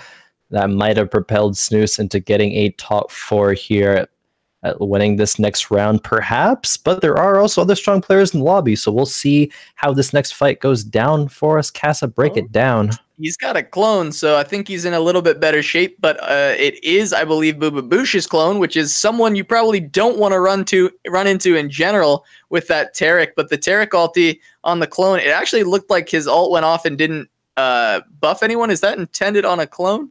No, it should still function normally. Maybe it wasn't near anybody or visual. No, do you see that again? The Malphite didn't get it unless it's a visual bug. I'm not sure. Yeah, maybe visual bug. That's interesting. I wonder if it's a visual bug, because I didn't think that was something that was intended. That seems very not intended. Yeah, I couldn't tell if they were still taking damage, but it did look like the composition melted a little faster than you would expect from a Tarek ulti coming down. But the visuals did show them not receiving the buff. I'd have to watch it back to confirm, but that would be pretty unfortunate if that's the case. Not too unfortunate for Snooze, as he receives a 1 viewer host. Pug, one's your host. Deisik, though, dropping at 5th place there in that last round. So one of the players that I definitely was looking towards, not doing as well as I might have hoped. But these players are battling for, the top 2 here this round as Snooze faces Beasty. And yeah, Snooze just takes out Beasty. Grabbing that top 4, gonna go down too. falling as well. What did I say just a second ago? We're gonna see him dropping like flies now, and just like that, Deisik in 5th, Beasty in 4th, Khroen in 3rd, and now we got Bububoosh. We talked about him in the last game, falling out in 8th with a pretty unfortunate game overall, but we said we've seen him come back from worse, and well, look at that. It looks like he may be rocking into 1st place on the back of that tier 2 Taric. He's just got to take down Snooze, who did find, of course, that Zed, but we'll see the tier 2 Zed versus the tier 2 Taric, who's going to provide the most. We do have the running man with the book at tier 2 as well for Bububoosh. So we see them walking forward right now. The Taric's a little bit far up. We'll see if his ulti comes down onto the Ashe or if she gets taken down by the Kazakhs. He's going to walk forward again. Ashe not getting the benefit of that ultimate, but she is working on that. Zed does take him down before the shadow comes out. Couple clones down as well, but the Taric still alive, buffing his team.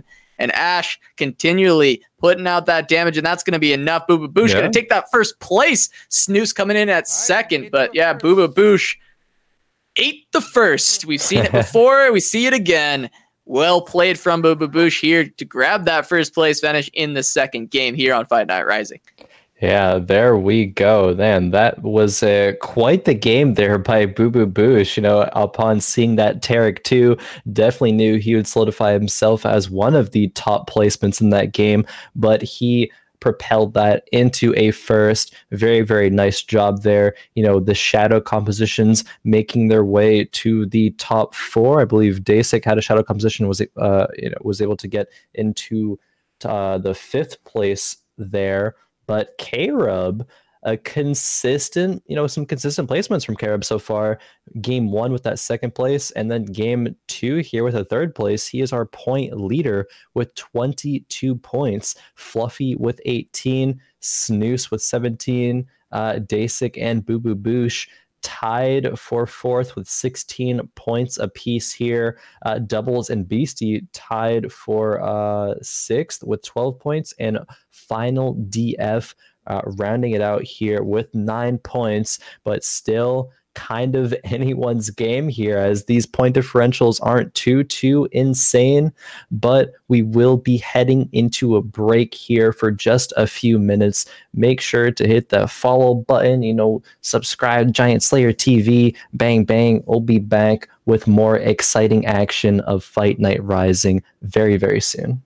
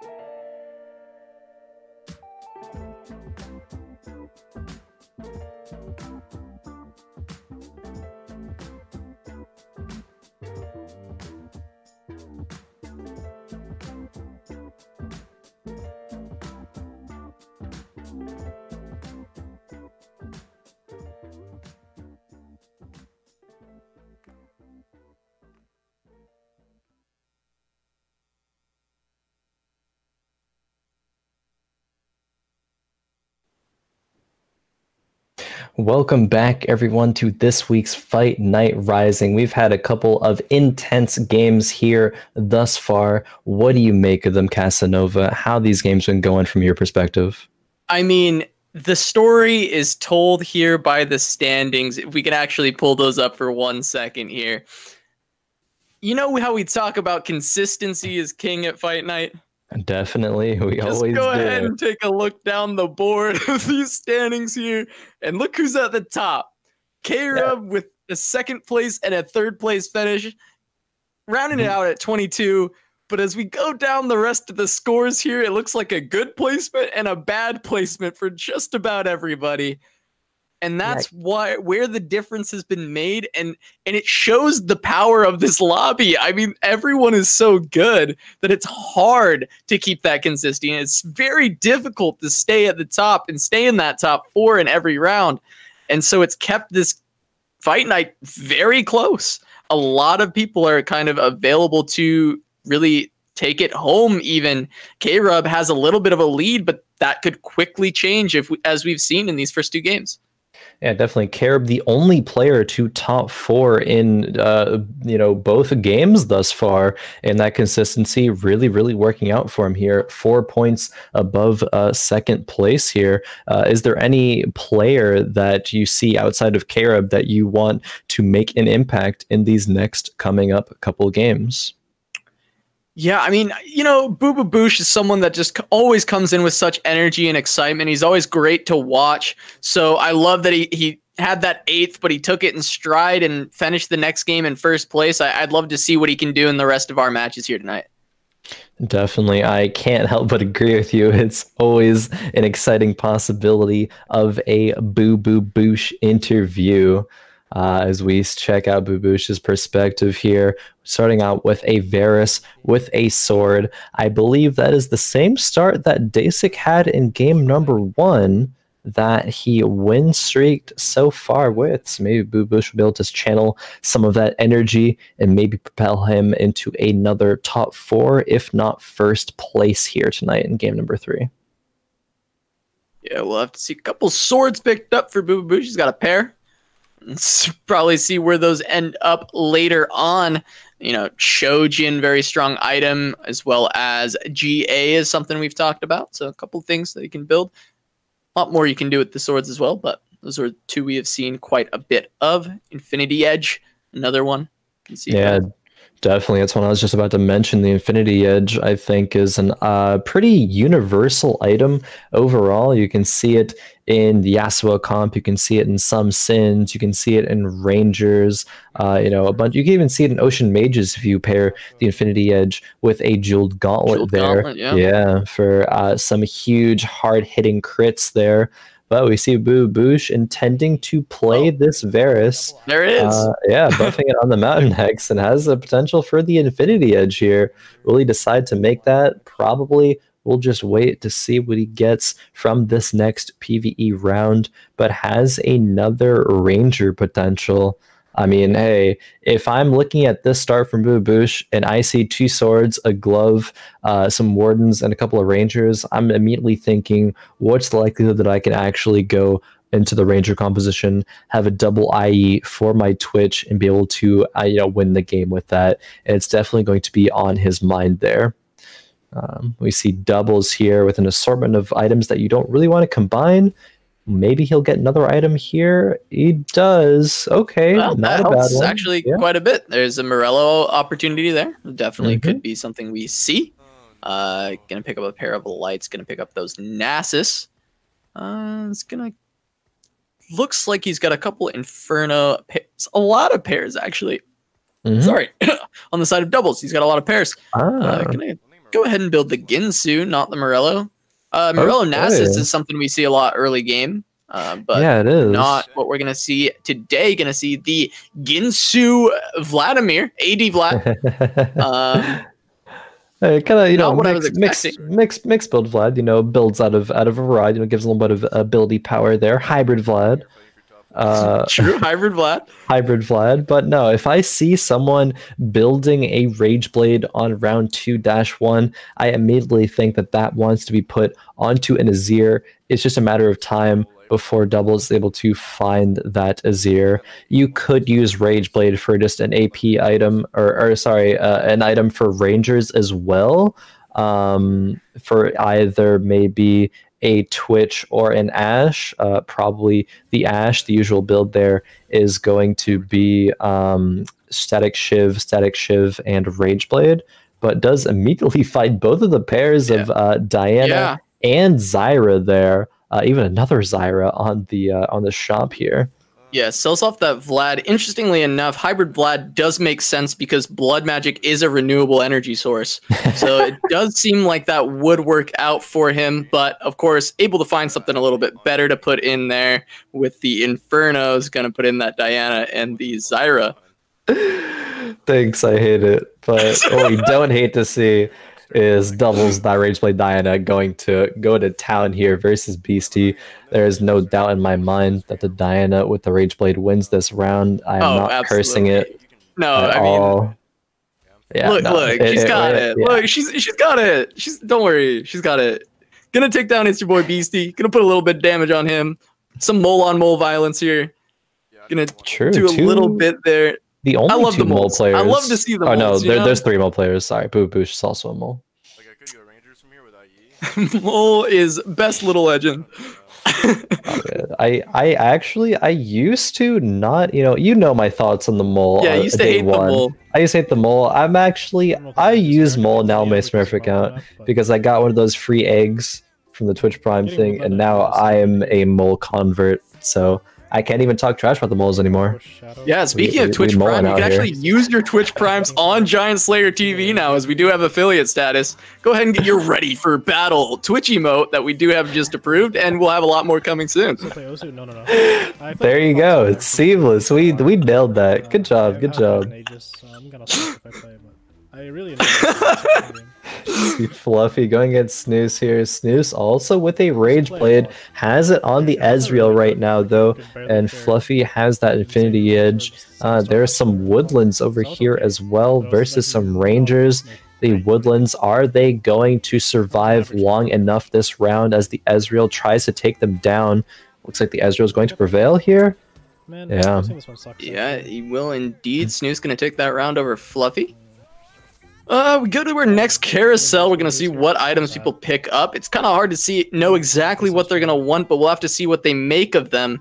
ItzYaBoyBeasty going to pick up a chain vest, so I kind of suspect he may have a sword, or is trying to set up for that Guardian Angel at some point. K-Rub going to grab a rod as well as Fluffy.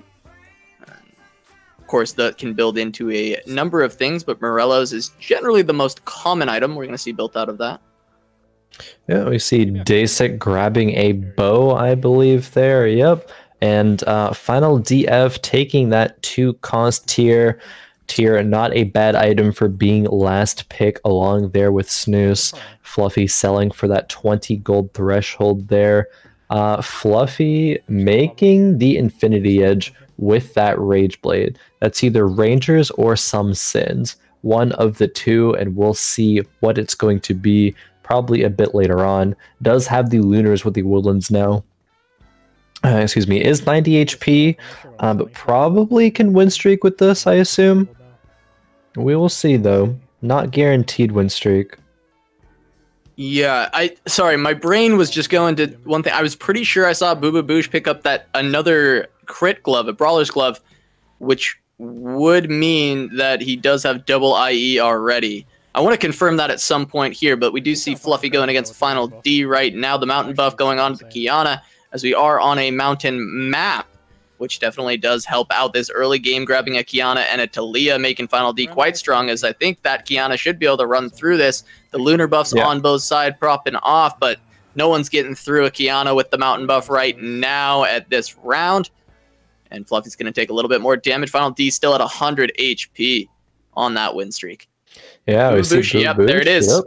It was, in fact, my suspicions are confirmed. It was, in fact, a second crit glove, and he's going to be able to grab the second IE. And he actually, while checking in with his clan, does have a bow on top of that, which he's almost perfect items for the Ranger composition. Yeah, I think that the perfect item Twitch is still going to be Last Whisper, double Infinity Edge, and he is very, very close to that. Just needs one more crit glove, but I can also see it being a Rage Blade as well if it goes to that. We check in with Deisik here with the Rage Blade Azir, something that's going to be taking out the back line. Yeah, that Vayne will go down. Yeah, it's going to go down to all the summons, but very early Quicksilver actually by Deisik onto this Azir. I like the item in general. I do enjoy it on those carry champions that you have. Being able to keep them immune to crowd control, it definitely helps later on in the game generally when we do see a lot more of those crowd control units picked up. Early on, it may not be as powerful, but later in the game, especially if there's Namis or Amumu's or anything like that, trying to put out all that crowd control, Quicksilver's definitely going to help this Azir pump out a lot more damage. Oh yeah, definitely. And he's pumping out a lot of damage, which is netting Deisik some wins here, but he's only on 19 gold right now. Will, probably be on 20 gold before this round actually comes to a close, but even still, it's going to be not that, just not going to have the economy as some of these other players. I guarantee if you check with some other players right now, they would be on or close to 50 gold. And Deisik didn't even have 30 as that first round struck. Check in with Final DF here. Doesn't have 50 gold, but also has a Malphite and a Kiana 2 right now. Has a Nico's on the bench, so that will see some use later on. But yeah, some of these players are not going to be that rich this game. I don't have a sword though. Yeah, tier 2 Kiana. That's quite early. And you mentioned as well the Malphite, so that's a definite upgrade for the mountain synergy here with the composition that is currently being.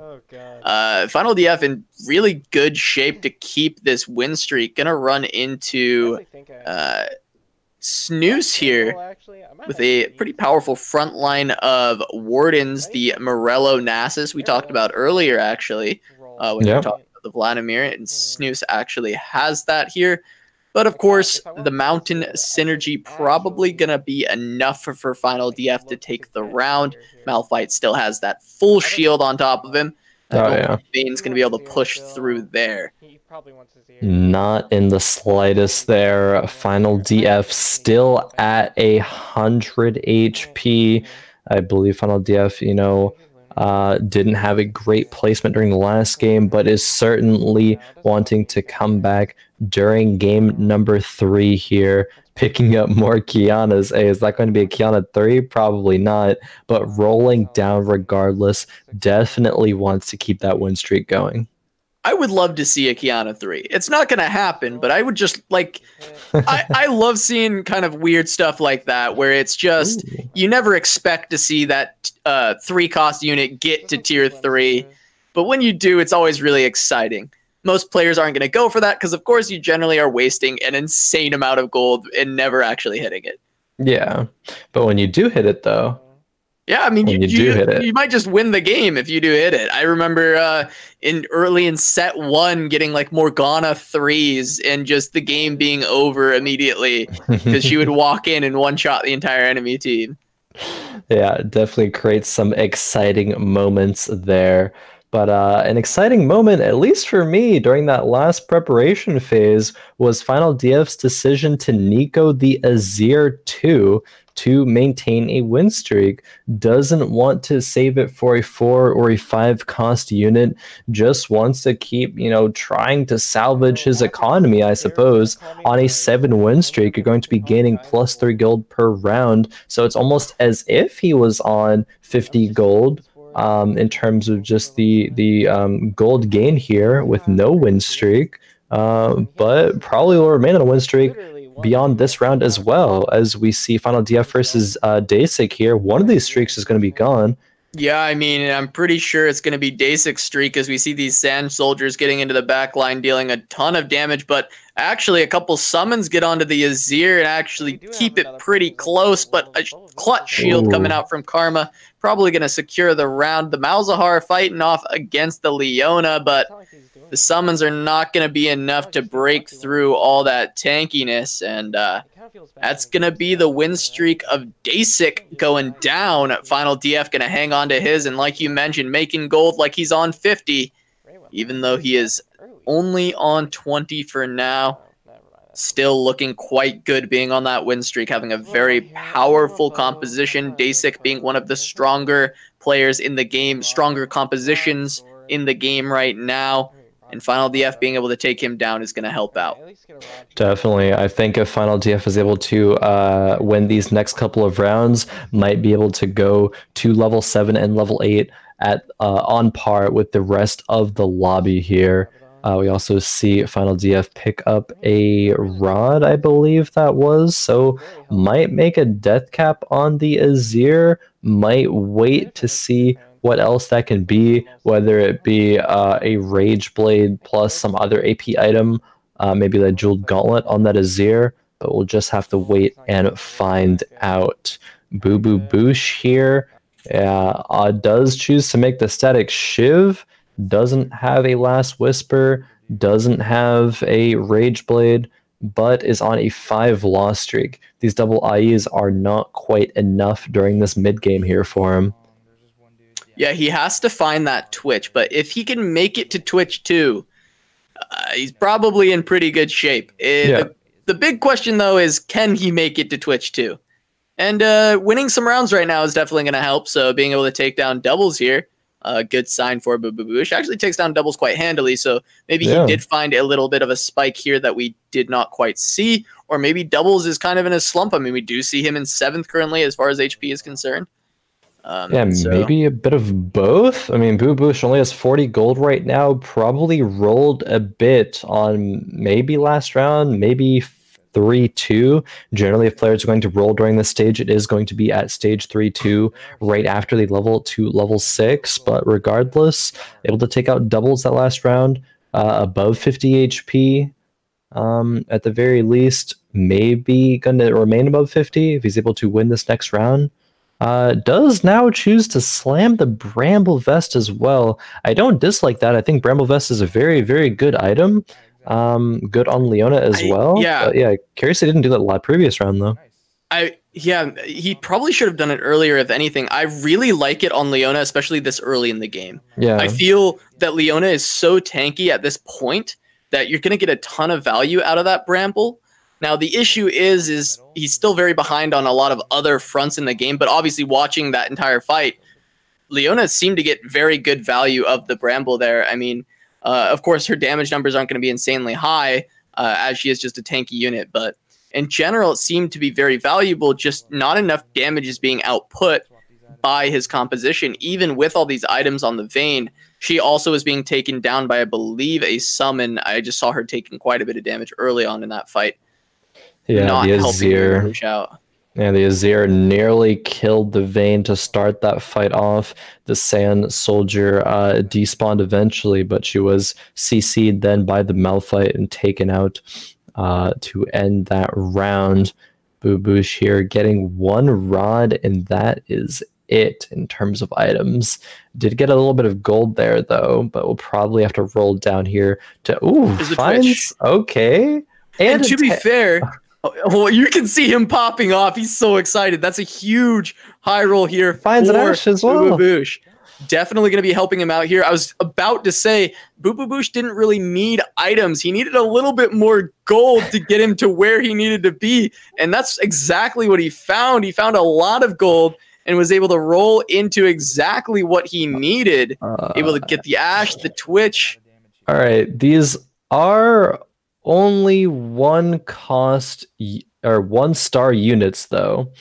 And while he found the Singed, he doesn't have poison yet, as he doesn't have Mundo in. Decides to put the Infinity Edges on the Ash, which aren't really going to be the best Ash items. Generally, if you want the Infinity Edges, they want to go onto the Twitch instead. Almost winning this round Bramble against Deisik. Bramble! It's not going to happen here, but no. Definitely. It's close. It was close. A lot closer than you would have expected to see with all those one star units. Yeah. Man, just rolling legendary after legendary on level 7, that 2% chance. I think Bububoosh has to keep rolling it down here. Yeah, it does do that. Finds the Mundo, will definitely put poison in here. Probably takes out the Janna or the Leona, one of the two. Decides it's going to be the Leona. Bramble goes on to the Singe. Interesting decision there. I don't dislike it, however. Skipping that Janna, though. Hasn't found Twitch or Ash 2 yet. Pretty rough here not being able to find either of those. The Ash has a Malphite sitting on her in the back line, and she's going to fall before getting out. Very much damage. Bububoosh actually going to take a big chunk of HP here, losing 17, going down to 20 HP. He's going to have to dig deep for these rolls, trying to find what he needs. The Twitch, the Ash, the Singe, the Taric, the Mundo. Right. I mean, there's so many upgrades that he can find. Finds the Ash. Finds the Ash, finds the Karma. I mean, if you're going to find any two upgrades, those are going to be the ones that you are most looking for outside of the legendaries, which you're probably not hitting the tier 2s of those right now. Still rolling it down, though. I think this might be a bit of a panic, as you're probably not going to hit much else right now. I think you have to be content with finding both of those Karma and the Ash, and hopefully that carries you into stage 5 after the Raptors here. Yeah, if you can hang on to get maybe even level 8 to try and find these legendary upgrades, that would be huge. The Ash trying to pump out as much damage as she can into the front line, finally gets on to the Kindred and going to try and take her down. Maybe the Ash can hang on a little bit longer. And woo! That was a close round, taking down Snooze. As Ash barely hanging in there with just a little bit of HP. If that was still an Ash 1 and Karma 1, Bububoosh for sure it takes at least 10 to 15 damage there. But thankfully for Bububoosh, wins that round and is still at a comfortable HP enough margin to be able to take one hit and still survive. Generally, you wouldn't really die with in one hit with 20 HP unless you take a really, really bad loss. Bububoosh not able to get that Singe there though, but there's no belt either to make a Morello's. That's so unfortunate, Bububoosh. There actually no belts on that carousel round. Does choose to grab another rod though. Maybe just makes Deathcap Singed. Maybe greeds it though. Gonna have to find out. Final DF still at 100 HP during this lobby though. Huh. Yeah, I kind of fucking Bramble that. Swept that under the rug, trying not to bring it up, because every time we bring it up, we generally cause them to immediately lose. That's fair. But that's okay. He's had enough time. He's had enough time here at 100 HP. It's okay. He's gonna lose it now. Perfectly fine. Maybe if I say it this way, he won't lose the round. But of course, his composition still looks really good. Yeah, it looks so strong. Actually, Rageblade Deathcap on the Azir still has the Kiana. Wait, the Kiana actually has been on the mountain buff since Krugs, but hasn't been gaining HP because he never moved the unit. It doesn't have the mountain buff on it. Didn't notice that one, but a bit of a misplay there from Final TF. Interesting interaction, and very funny that he has not noticed. He could have had a lot of bonus HP there. as he does go against Fluffy, and it looks like this Azir and Kiana are just doing so much. Final DF at 13 win streak, gonna be on a 14 win streak now. So much gold. Hey, you said it that way and you didn't lose the streak. This is where we say the famous line, could this be the first time in Fight Night where someone wins with 100 HP? All right, he's lost on next round now, but, you know, we have to say it, of course. I guess we don't have to, but I don't know if we have to. We have to. Final DF really wants to maintain this win streak. You know, in some part of his mind, he heard the fact that, you know, that win streak was trying to be cursed by the casters. Says, nah, I'm placing that Taric in. We're trying to make this 100 HP win. Unlikely that that actually occurs, but hey, if someone can do that, hats off to them here. Haven't seen it yet on Fight Night, but there's always a first for everything. Yeah, and he's going to go up against Bububoosh right now, who did not seem to find any upgrades other than that Mundo 2. The Assassins get onto the Ashe as well, and this is looking pretty bad for Bububoosh. Yeah, it looks like the Taric ulti's going to come down, only hit onto Mundo, and that's not going to do nearly enough as the Janna in the back line is the last one dealing any damage, and that's not very much damage at all, is it? Bububoosh might actually go down here. Gonna be really close as he goes down to 2 HP. We also have Snooze at 7 in that single-digit range. Gonna start losing some people now. Bububoosh going for the rubber band strategy, 8th to 1st to potentially back to 8th. But that's okay. At least we know in Game 4 he will secure first place. If the pattern is to continue, then yeah, that would be the order of the placements there. Man, Final DF though still at 100 HP, going even into the Raptors round. That is impressive. Bububoosh here, another Infinity Edge. That's something. Probably placing that one on the Twitch. Could have had triple IE. Decides to roll it down instead of leveling, trying to find the Twitch 2, I believe. Or high rolling the Taric 2 or the Singe 2, but that's so unlikely. And yeah, it looks like he's kind of rolling it down almost in vain here. Might as well commit to rolling down all your gold here at this point. Hey, you might end up hitting 2 rats. Finds the Janna at least, so that's something. There goes the IE Twitch. I'm not sure it's enough for Bububoosh here though. Janna's in the corner, holding nothing maybe. Very possibly not enough. The Zephyr lands onto Ashe, and that's probably lights out for Bububoosh. We see the Taric ulti not able to complete, and there's just way too much damage on your boy Beastie's board right now as he comes in on top of the Ashe, and it's going to take her down and going to take Bububoosh down. In 8th place here, Fluffy dropping down to, is that 2 or 7? 7 HP, yeah. As well as Snooze, who does win his round. And Final DF going to stay at 100 HP. This round a little bit closer, but still has quite a few units left alive, taking down Khroen. Man, 16 win streak, 56 gold on 5-2, level 8. If Final DF doesn't win this lobby, I mean, someone else would have to really, really high roll for that to happen. The items that Final DF has are good, really, really good for the early to mid game, but if someone like Fluffy here comes in with a 4 crystal and is able to get a Taric 2 perhaps, I could see that taking down Final DF for sure. Yeah, and we're going to see Fluffy go against Deisik right now, still rocking that tier 1 Azir on the side of Deisik, but hopefully the Malzahar can help carry through. The Lux going to hit a laser across a lot of the team here, but the Unstoppable Force going to get in the back line as we see that Azir Soldier try and take down the Lux, but Crystal Synergy being able to keep Fluffy's composition alive for so long. So we see Snooze fall in 7th, but Fluffy going to hang on there, dropping Deisik a little bit of HP, and it looks as though Final DF has his final round at 100 HP, and he's going to drop down to 87. He does finally lose something. Yep, no 100 HP victory. That has been thwarted. But did, I believe, pick up the, yeah, picked up the Kha'Zix 2 there, so a little bit of an upgrade. Fluffy trying to be a little bit cheeky with the Zephyr, perhaps. Just moving it last second. Let's see if it's a good one. It's okay. It's an okay Grabs the Zephyr. Kiana. It's definitely good. Kha'Zix in the back line, gonna immediately take down the Varus. We see a Taric ult come across as the Kha'Zix kind of dashes back, hits into the Taric ult, gonna work on the Wardens for now. Needs to find his way into the back line, but it looks like Fluffy's probably gonna lose this round, and that's gonna do it for Fluffy here. Gonna drop him down. He actually ends up making it all the way to 5th as Snooze and Doublezzzz fall before him. So 5th place for Fluffy.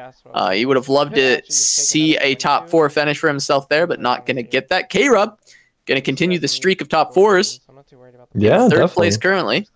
Very, very, very consistent. You know, shoutouts to K-Rub for being able to manage that one so far. Still the only player tonight to be able to top 4 in every single lobby. And yeah, all of a sudden we are in a top 4 situation. Deisik as well has snuck into another top 4. I think had 5th place last game and 3rd place in game number 1. But we see Final DF making the Thieves Gloves, or grabbing the Thieves Gloves. Trying to see who's gonna put it on there though. Ends up being the Karma, not the unit I thought that would go on. But I don't dislike it either. Finally though, the Kiana. Oh no, I was gonna say the Kiana, it gets taken out there, but doesn't quite yet. Final DF deciding that a Taric 1 is not worth it at this point in the game. Yeah, a lot of times those Taric 1s do get taken down before they can get their ult off or don't get the most high value ults. I kind of like the idea of keeping the Kiana in. It's been doing a lot of work and getting into the backline with the Kha'Zix, stopping some of that damage from coming out. It's very possible that the Kiana in a lot of these fights will mitigate more damage than a Taric 1 will, just by getting that stun down onto a backline unit. And it looks like K-Rub fell there. K-Rub falling in 4th. Gonna be his lowest placement of the night so far, but still 4th is very respectable. Deisik holding on with that 3 HP, increasing his placement by 1, and he's hoping to hang on a little bit longer, see if he can make it at least to 2nd. What an interesting comp that Deisik has here to get into the top 4, even the top 3 here. If I were to look at this composition, I would think this maybe could be even like a top 7 or top 6 game, but Deisik has made it into the top 3, be it from positioning or just the very specific itemization of these on the Malzahar. Has a mage cap on the Malzahar, but doesn't even run mages. Has an Azir 1 as well. I think he knows he's going to get taken out this round, so just trying to watch if a Beastie falls first. It doesn't look like Beastie's going to fall here at all, no. So Deisik going to go down in 3rd. Very good placement for a tier 1 Azir. I'm so curious as to how that happened. How did Deisik manage to get a 3rd place with that board? That board looked actually so weak. But I guess that's if you're rank 1 EU, you know how to make those kind of situations work.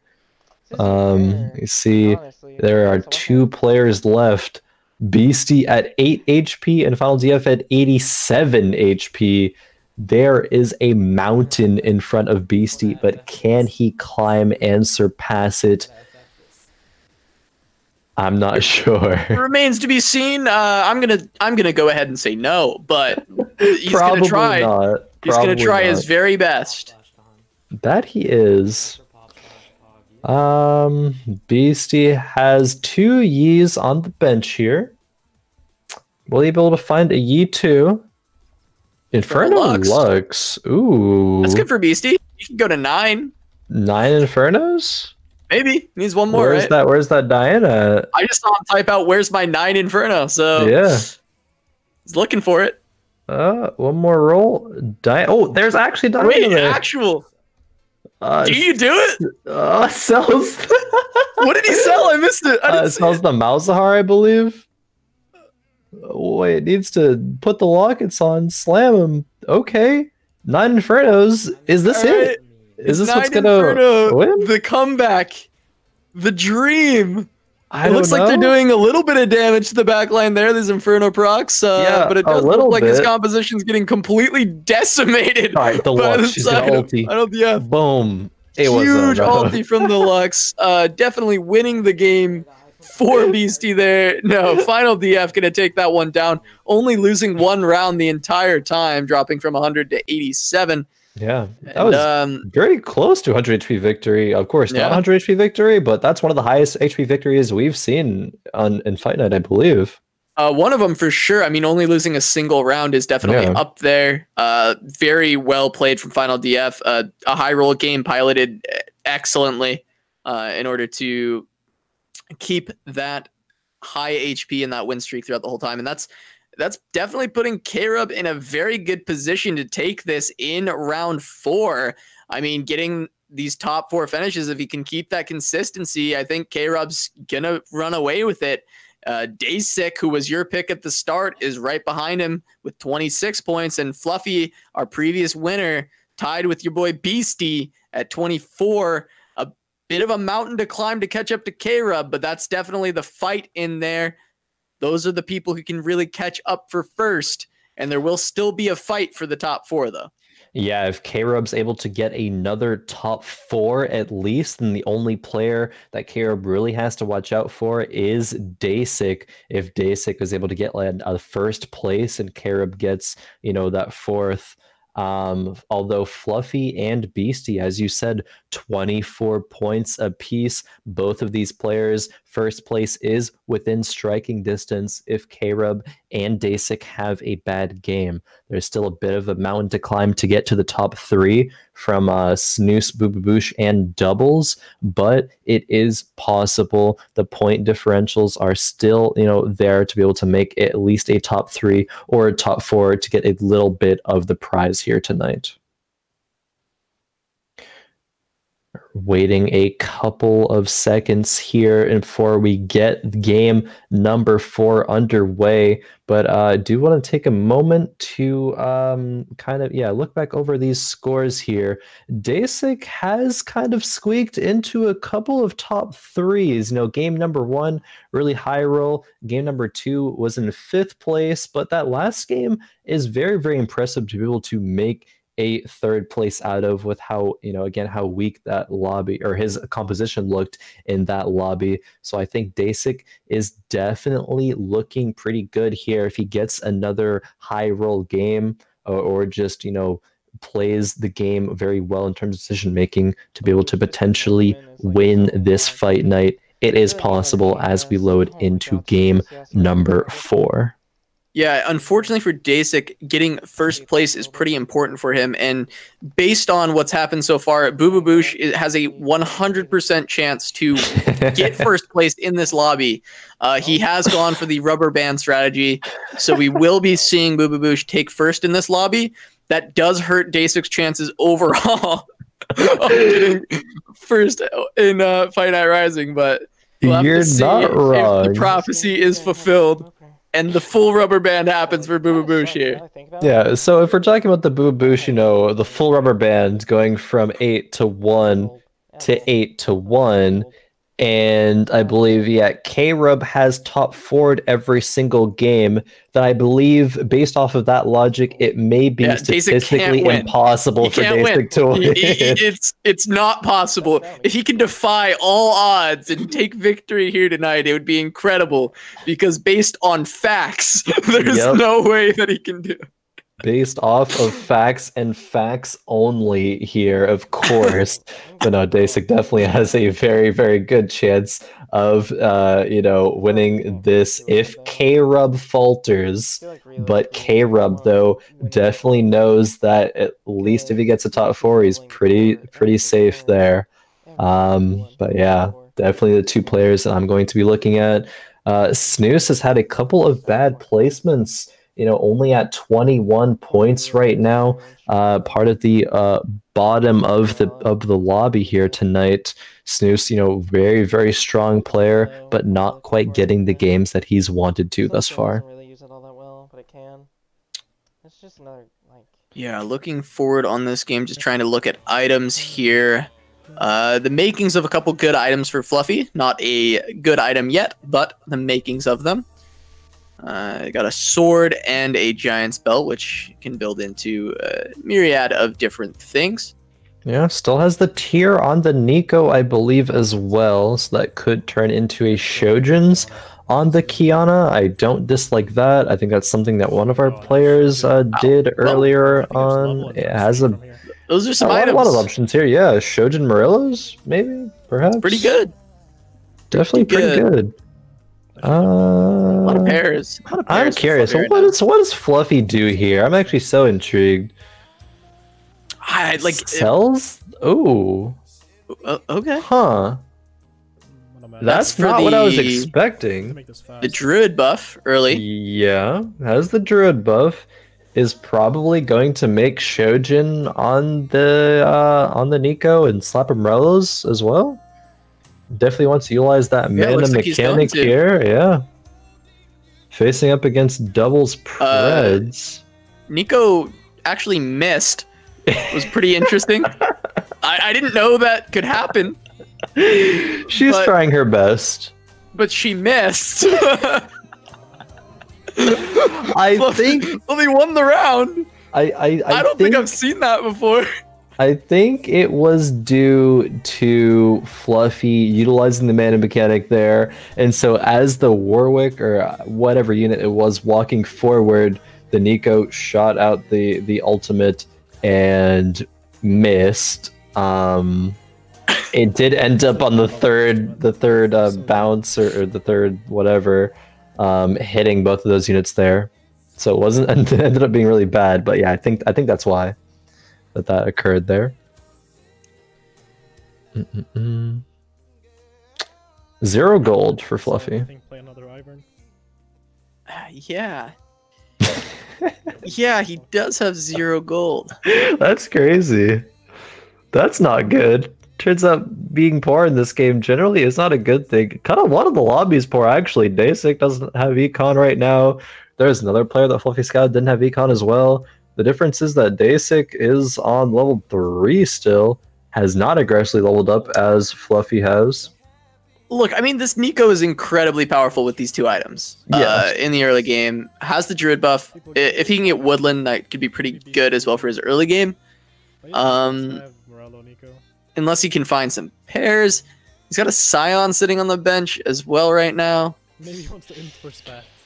I'm not sure if that Scion's going to see play. Oh, actually, it could. I think the reason that Fluffy is keeping Scion here is if he rolls a Malzahar. I think that Shojin's is one of the best Malzahar items. Morelos very, very good as well, as all the Voidlings will apply the Morelos buff. But Fluffy does decide to sell the Scion to be able to make the 10 gold here. It's carousel round, so that's definitely going to be a pretty guaranteed 10 gold here. Although generally players are going to want 20 gold here, though. But it seems like a lot of the players are pretty poor still. I mean, scouting there, yeah, everyone's broke somehow. Did everyone get a 4-item star? Money's tight. Really yeah, I mean, there's 4 items. Beasty, yeah. But Jeweled Gauntlet on the Kindred. Yeah, 4 items, pretty synonymous with having 10 gold right now, I suppose. A pair of Kindreds, though.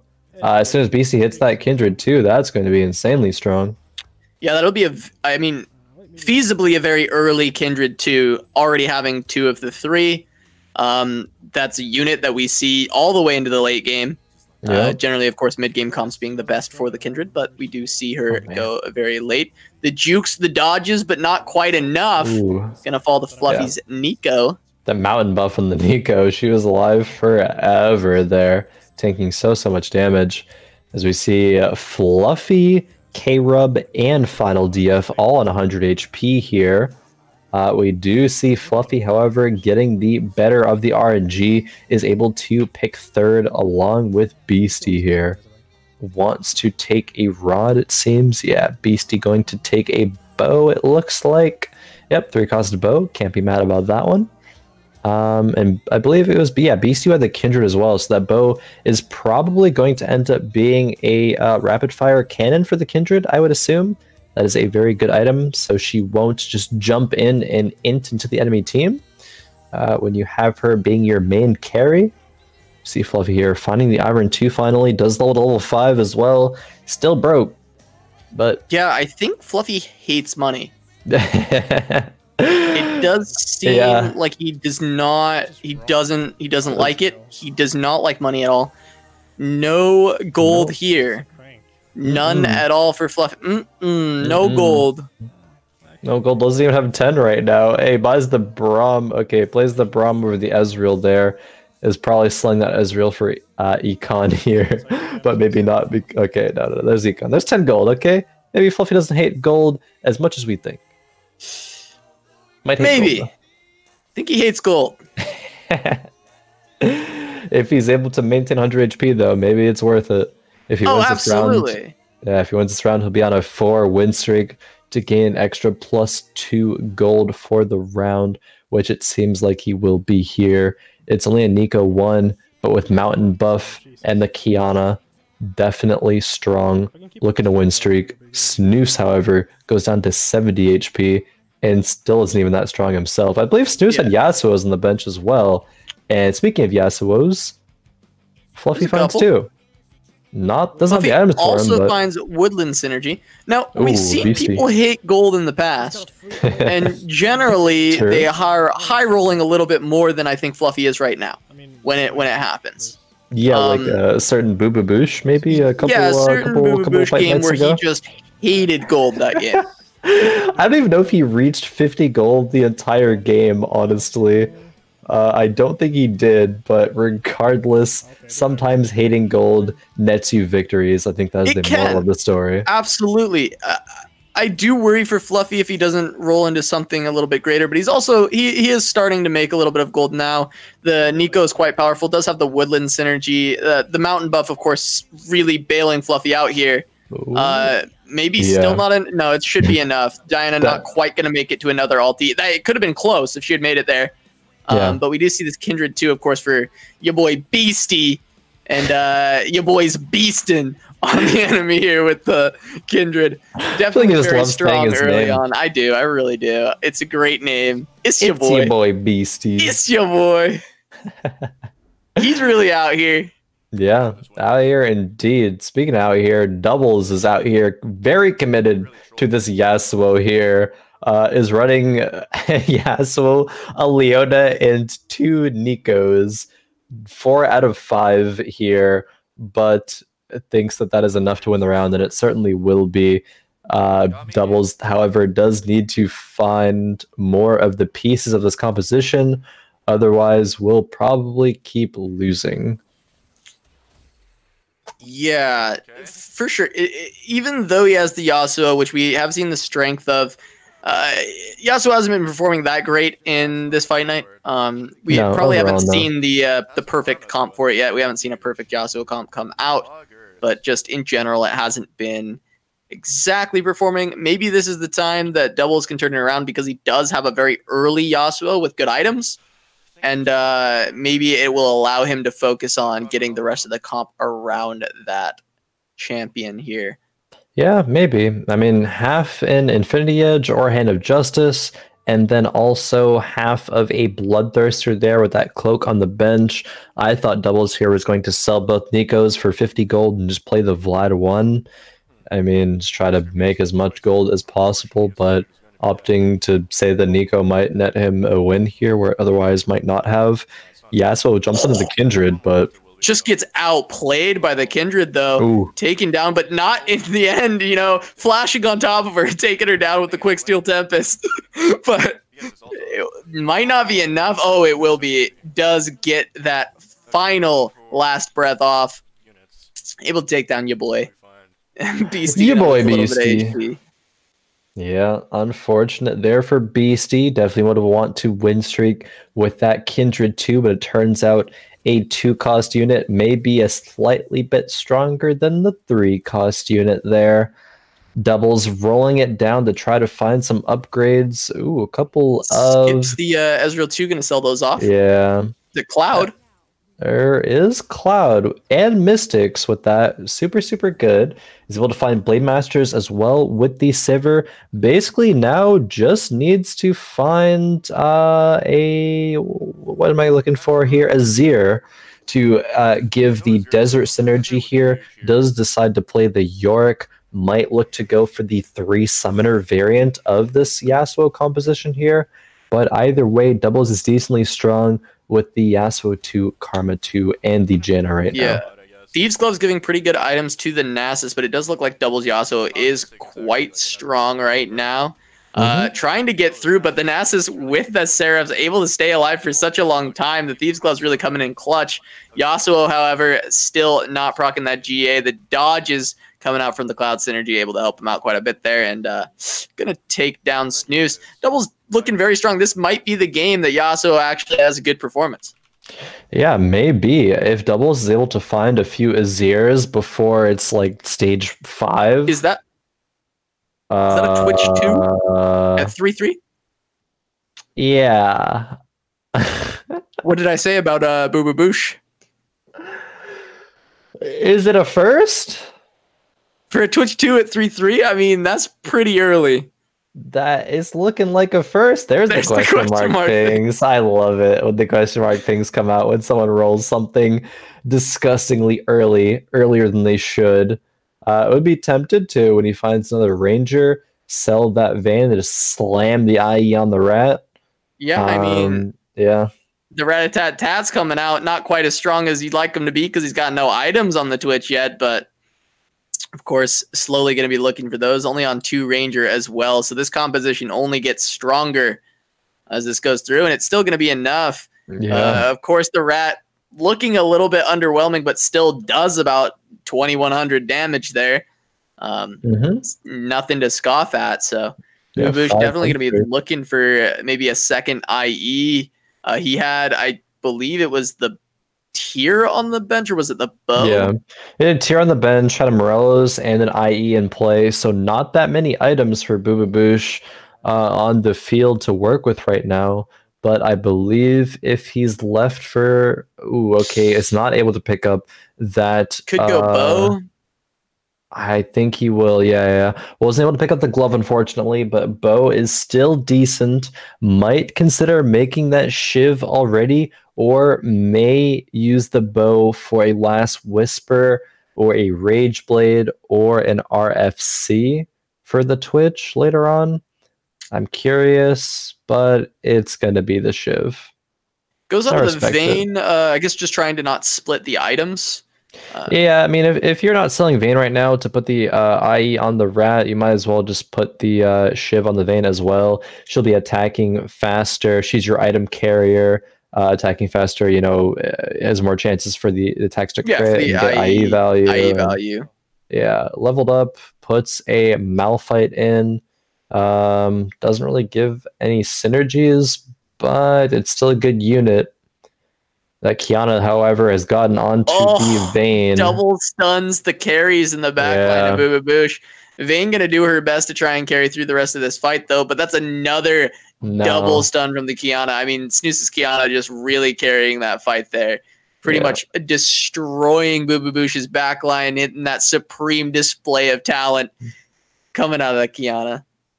Definitely. Snooze rolled down to 0 gold there. So if I was Bububoosh, I'm like, hey, I just happened to run into that player, one player who rolled it all the way down. Nothing much you can really do about that. But speaking of rolling it down, Deisik is on level 6 before Wolf Round with 10 gold left. Only has 1 kindred. I'm not liking the position that Deisik is in right now. Yeah, we also didn't like the position Deisik was in last game, and somehow he got 3rd. So gonna have to keep our eyes close on Deisik because, of course, this does look really grim for him. It's not a good look. Gonna run into Bububoosh, but we'll just have to see what he's able to make of this. Speaking of hating money, it looks like the vast majorities of players in this lobby hate money. Snooze rolled down to 0. Deisik has only 10 gold. Bububoosh aggressively leveled there, is only on 20 gold. Gold's just not on these players' minds here in this game, and hey, maybe it's just an aggressive lobby. Yeah, I mean, it seems to be. Snooze down to 41 HP on 3-6. We've also got Deisik on 44. People dropping quite low quite early on. We're going into Wolf Round now. Bububoosh is someone to look out for on this round. If he can find, another IE, that would be massive. Or maybe even Last Whisper, he would only be running one IE, but I think Last Whisper could still be a good pickup. Agreed. I think it would still be good. Yeah, definitely curious to check out Bububoosh, at least for a moment after this wolf round, to see exactly what he's able to pick up there. This may be a large item wolf round. 2 yeah, items. because he didn't have many, right? So. Yeah, okay. Another Shiv, maybe, if he decides that that's the route he wants to go, is considering it and commits to it. All right. Another sword for another potential it. IE. He could run the double IE Shiv on Twitch and then another Shiv on maybe Ashe later as well. Yeah, it could even split the items 2 to 2. Maybe True, even just go double IE Twitch, double Shiv Ashe. I don't dislike that either, because off of the carousel after Raptors, maybe you can get Rage Blade from there, throw in the Ashe, or a Last Whisper, or Rage Blade and another Rage Blade, and throw it on the Twitch as well, depending on what items he's able to find on the Raptors. Bububoosh here is still pretty strong, however. The double Shiv Ashe. Twitch stunlocked that entire time, but the Vayne able to free hit with all those items. Going to take down Vayne's Fluffy. The carry here. Yeah, absolutely. Until he finds the Ashe or something else later on to replace it, that Vayne is going to be putting out plenty of damage for him. Oh, definitely. At what point does he need to transfer those items off? Maybe even on finding Ashe 1? Not confident about that one. But Bububoosh seems like he's going to be going to level 8 before doing anything else. And I think I like that play. I think he's pretty strong right now. First place in terms of HP in this lobby. Probably has some of the most gold in this lobby as well. I don't think anybody else is looking. Oh, no, K-Rub 50 gold as well. Okay. So someone else does like money. That's good. That's reassuring that there is one other player who has money. Because everybody else has 0 or near 0 right now. Yeah.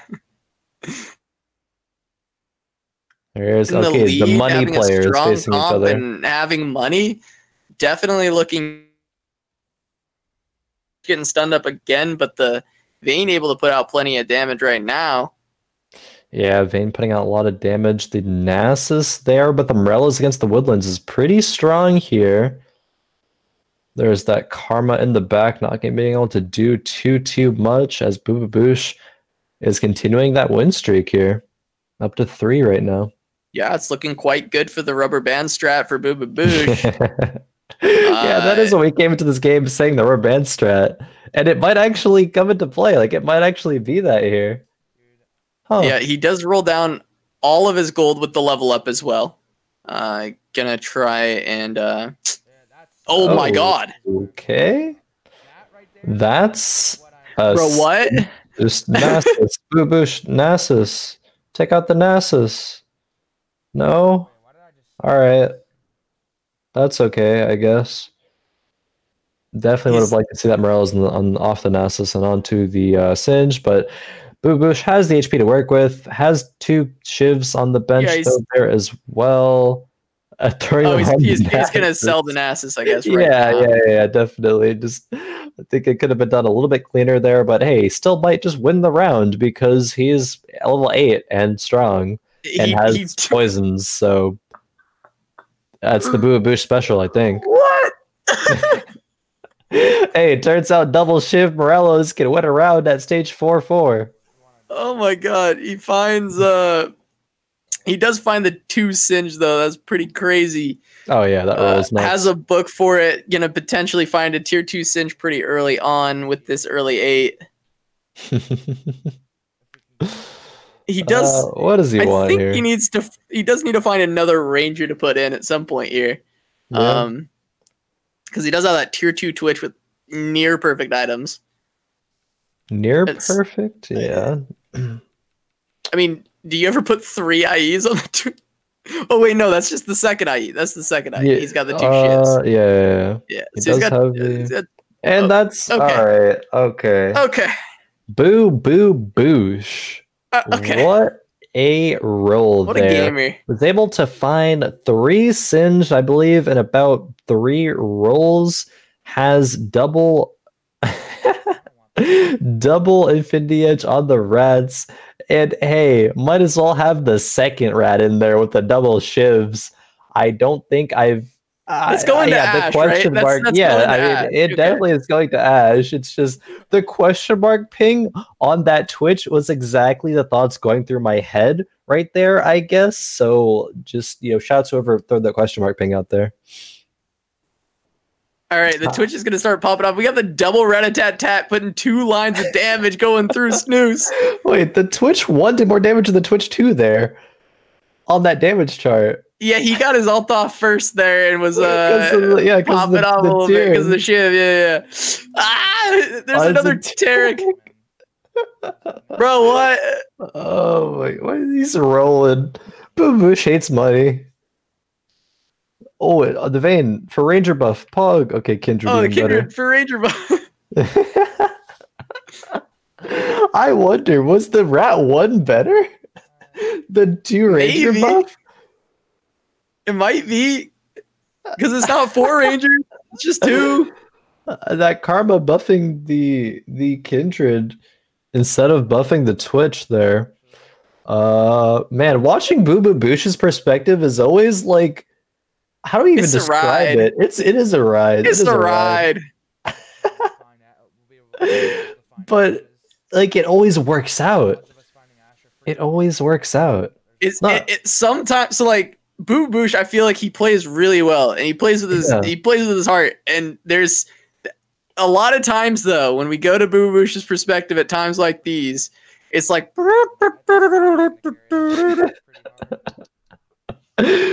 I mean, like, and 5 cost units popping out, and they just don't stop popping out of the clown car. You just looking, you're like, how cost units can we fit into this clown car? And they just keep coming out. They just keep going. And a Tarek and another Tarek, and where are all these units coming from? And they're just coming out the clown. Yeah.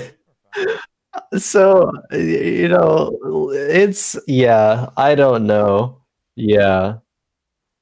There's another singed on the shop here as well, but I don't think he's going to go to the singed 3 here. Just wants to find an Ash. Like, where is the Ash? That's the question here.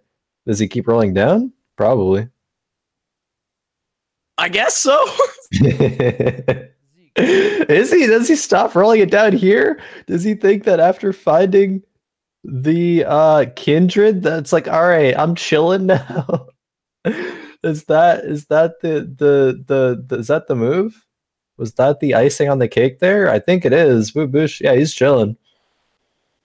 He's chilling right now. All right, I love it. Facing up against Fluffy here. Yeah, he's going in against Fluffy. Looks like the Kiana tried to get in the back line, but we still got the rat with the rat-a-tat-tat taking down as many units as he can. The poison buff preventing Fluffy from doing too much, and Bububoosh is running away with the game for now. We lost Snooze in 8th.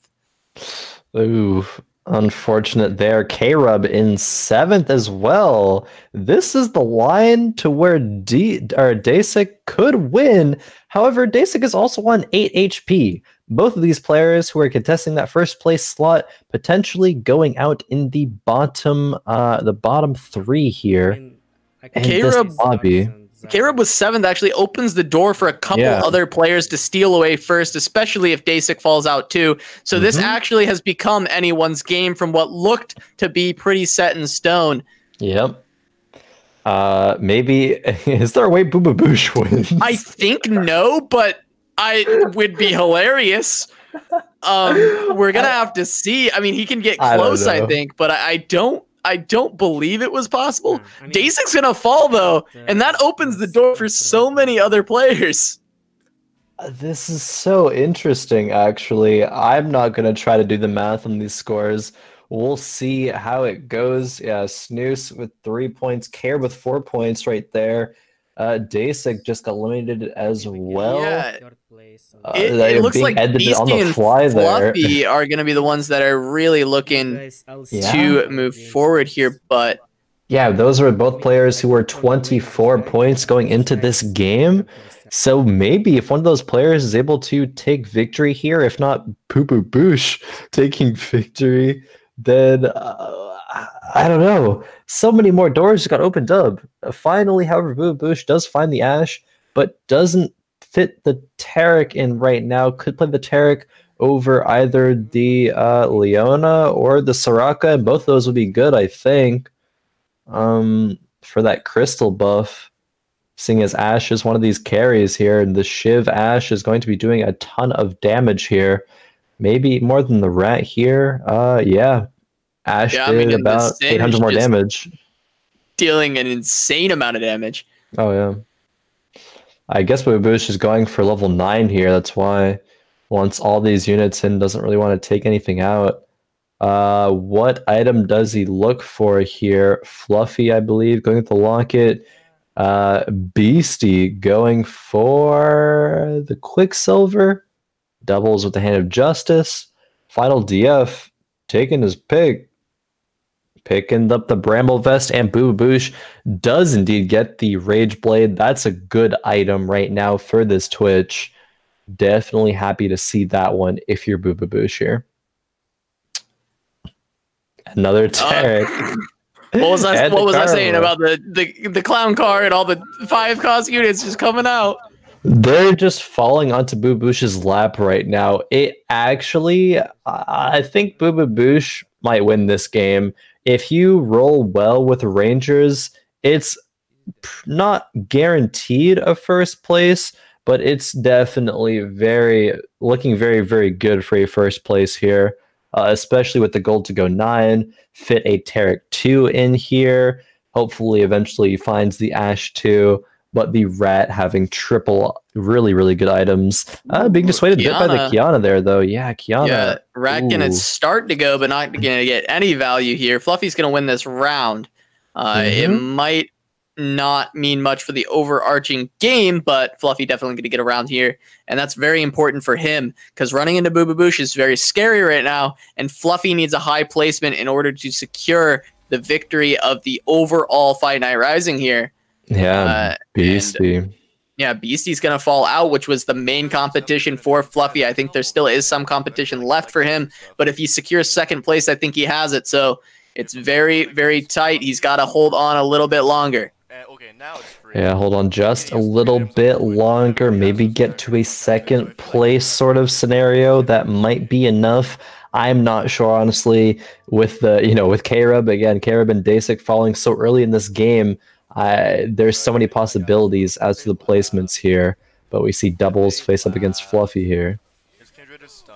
Yeah, Fluffy is going to have his Kindred stunned in the back line. Doublezzzz has that Azir putting out a ton of damage, but doesn't quite get on to the Kindred yet, which is a problem. But the Yasuo getting into the back line, taking the Kindred very low, finally going to take her down with the last breath, and that's going to be a little bit of damage going down onto Fluffy, but it looks like final D falls to Bububoosh as well. So Fluffy at least going to be taking third here, trying to hang on and secure that second place.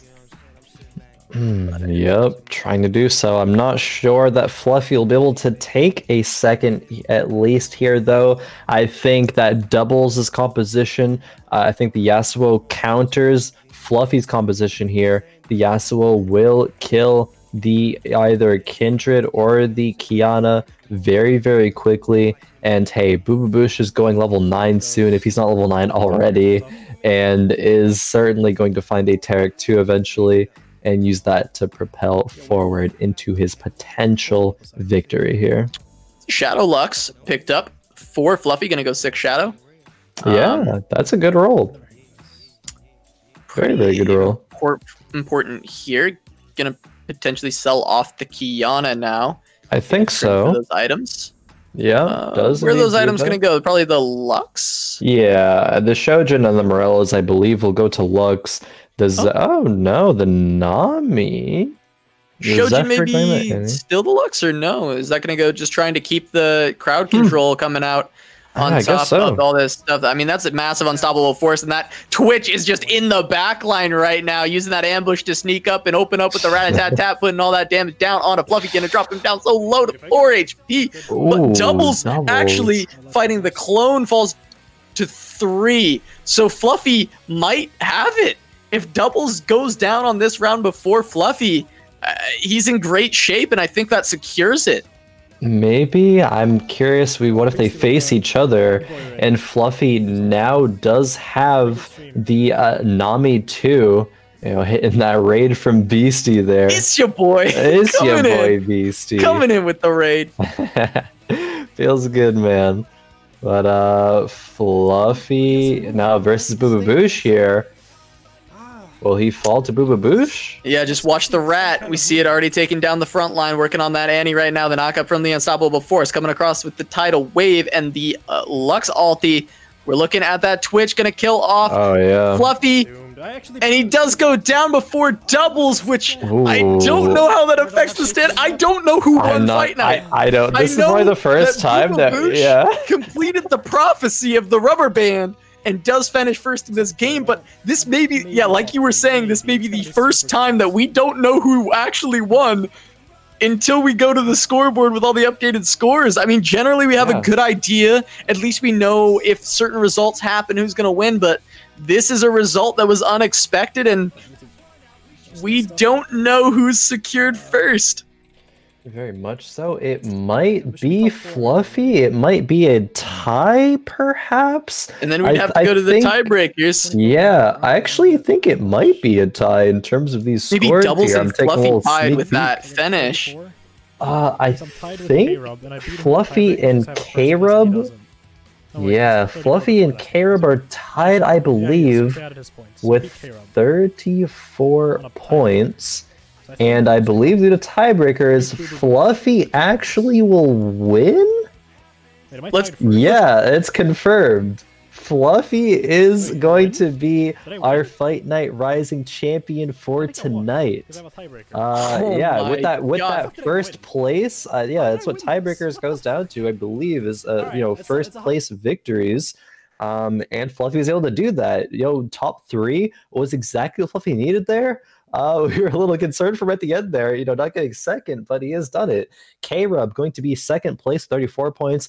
Bububoosh securing top 3 with that rubber band, the 8th first, and Deisik getting 4th place with 31 points. Beasty final DF tying with 30 points. Man, this lobby was so close in terms of points there because of that last game. Very, very close because of that last game. It's these very I guess there was consistency in the inconsistency across the entire table. No one really having a fully consistent performance here tonight. But Fluffy able to pull it out at the end there, and the first place finish gonna secure that for him. Oh, definitely. That is a very, very impressive performance by Fluffy. I think Fluffy definitely had some very, very good games. Took first place in the first game, had a strong composition there in the last game as well. And, oh, man, yeah, congratulations. I think we're going to have an interview with Fluffy here coming up in a moment. Let's try to see if we can get that underway here.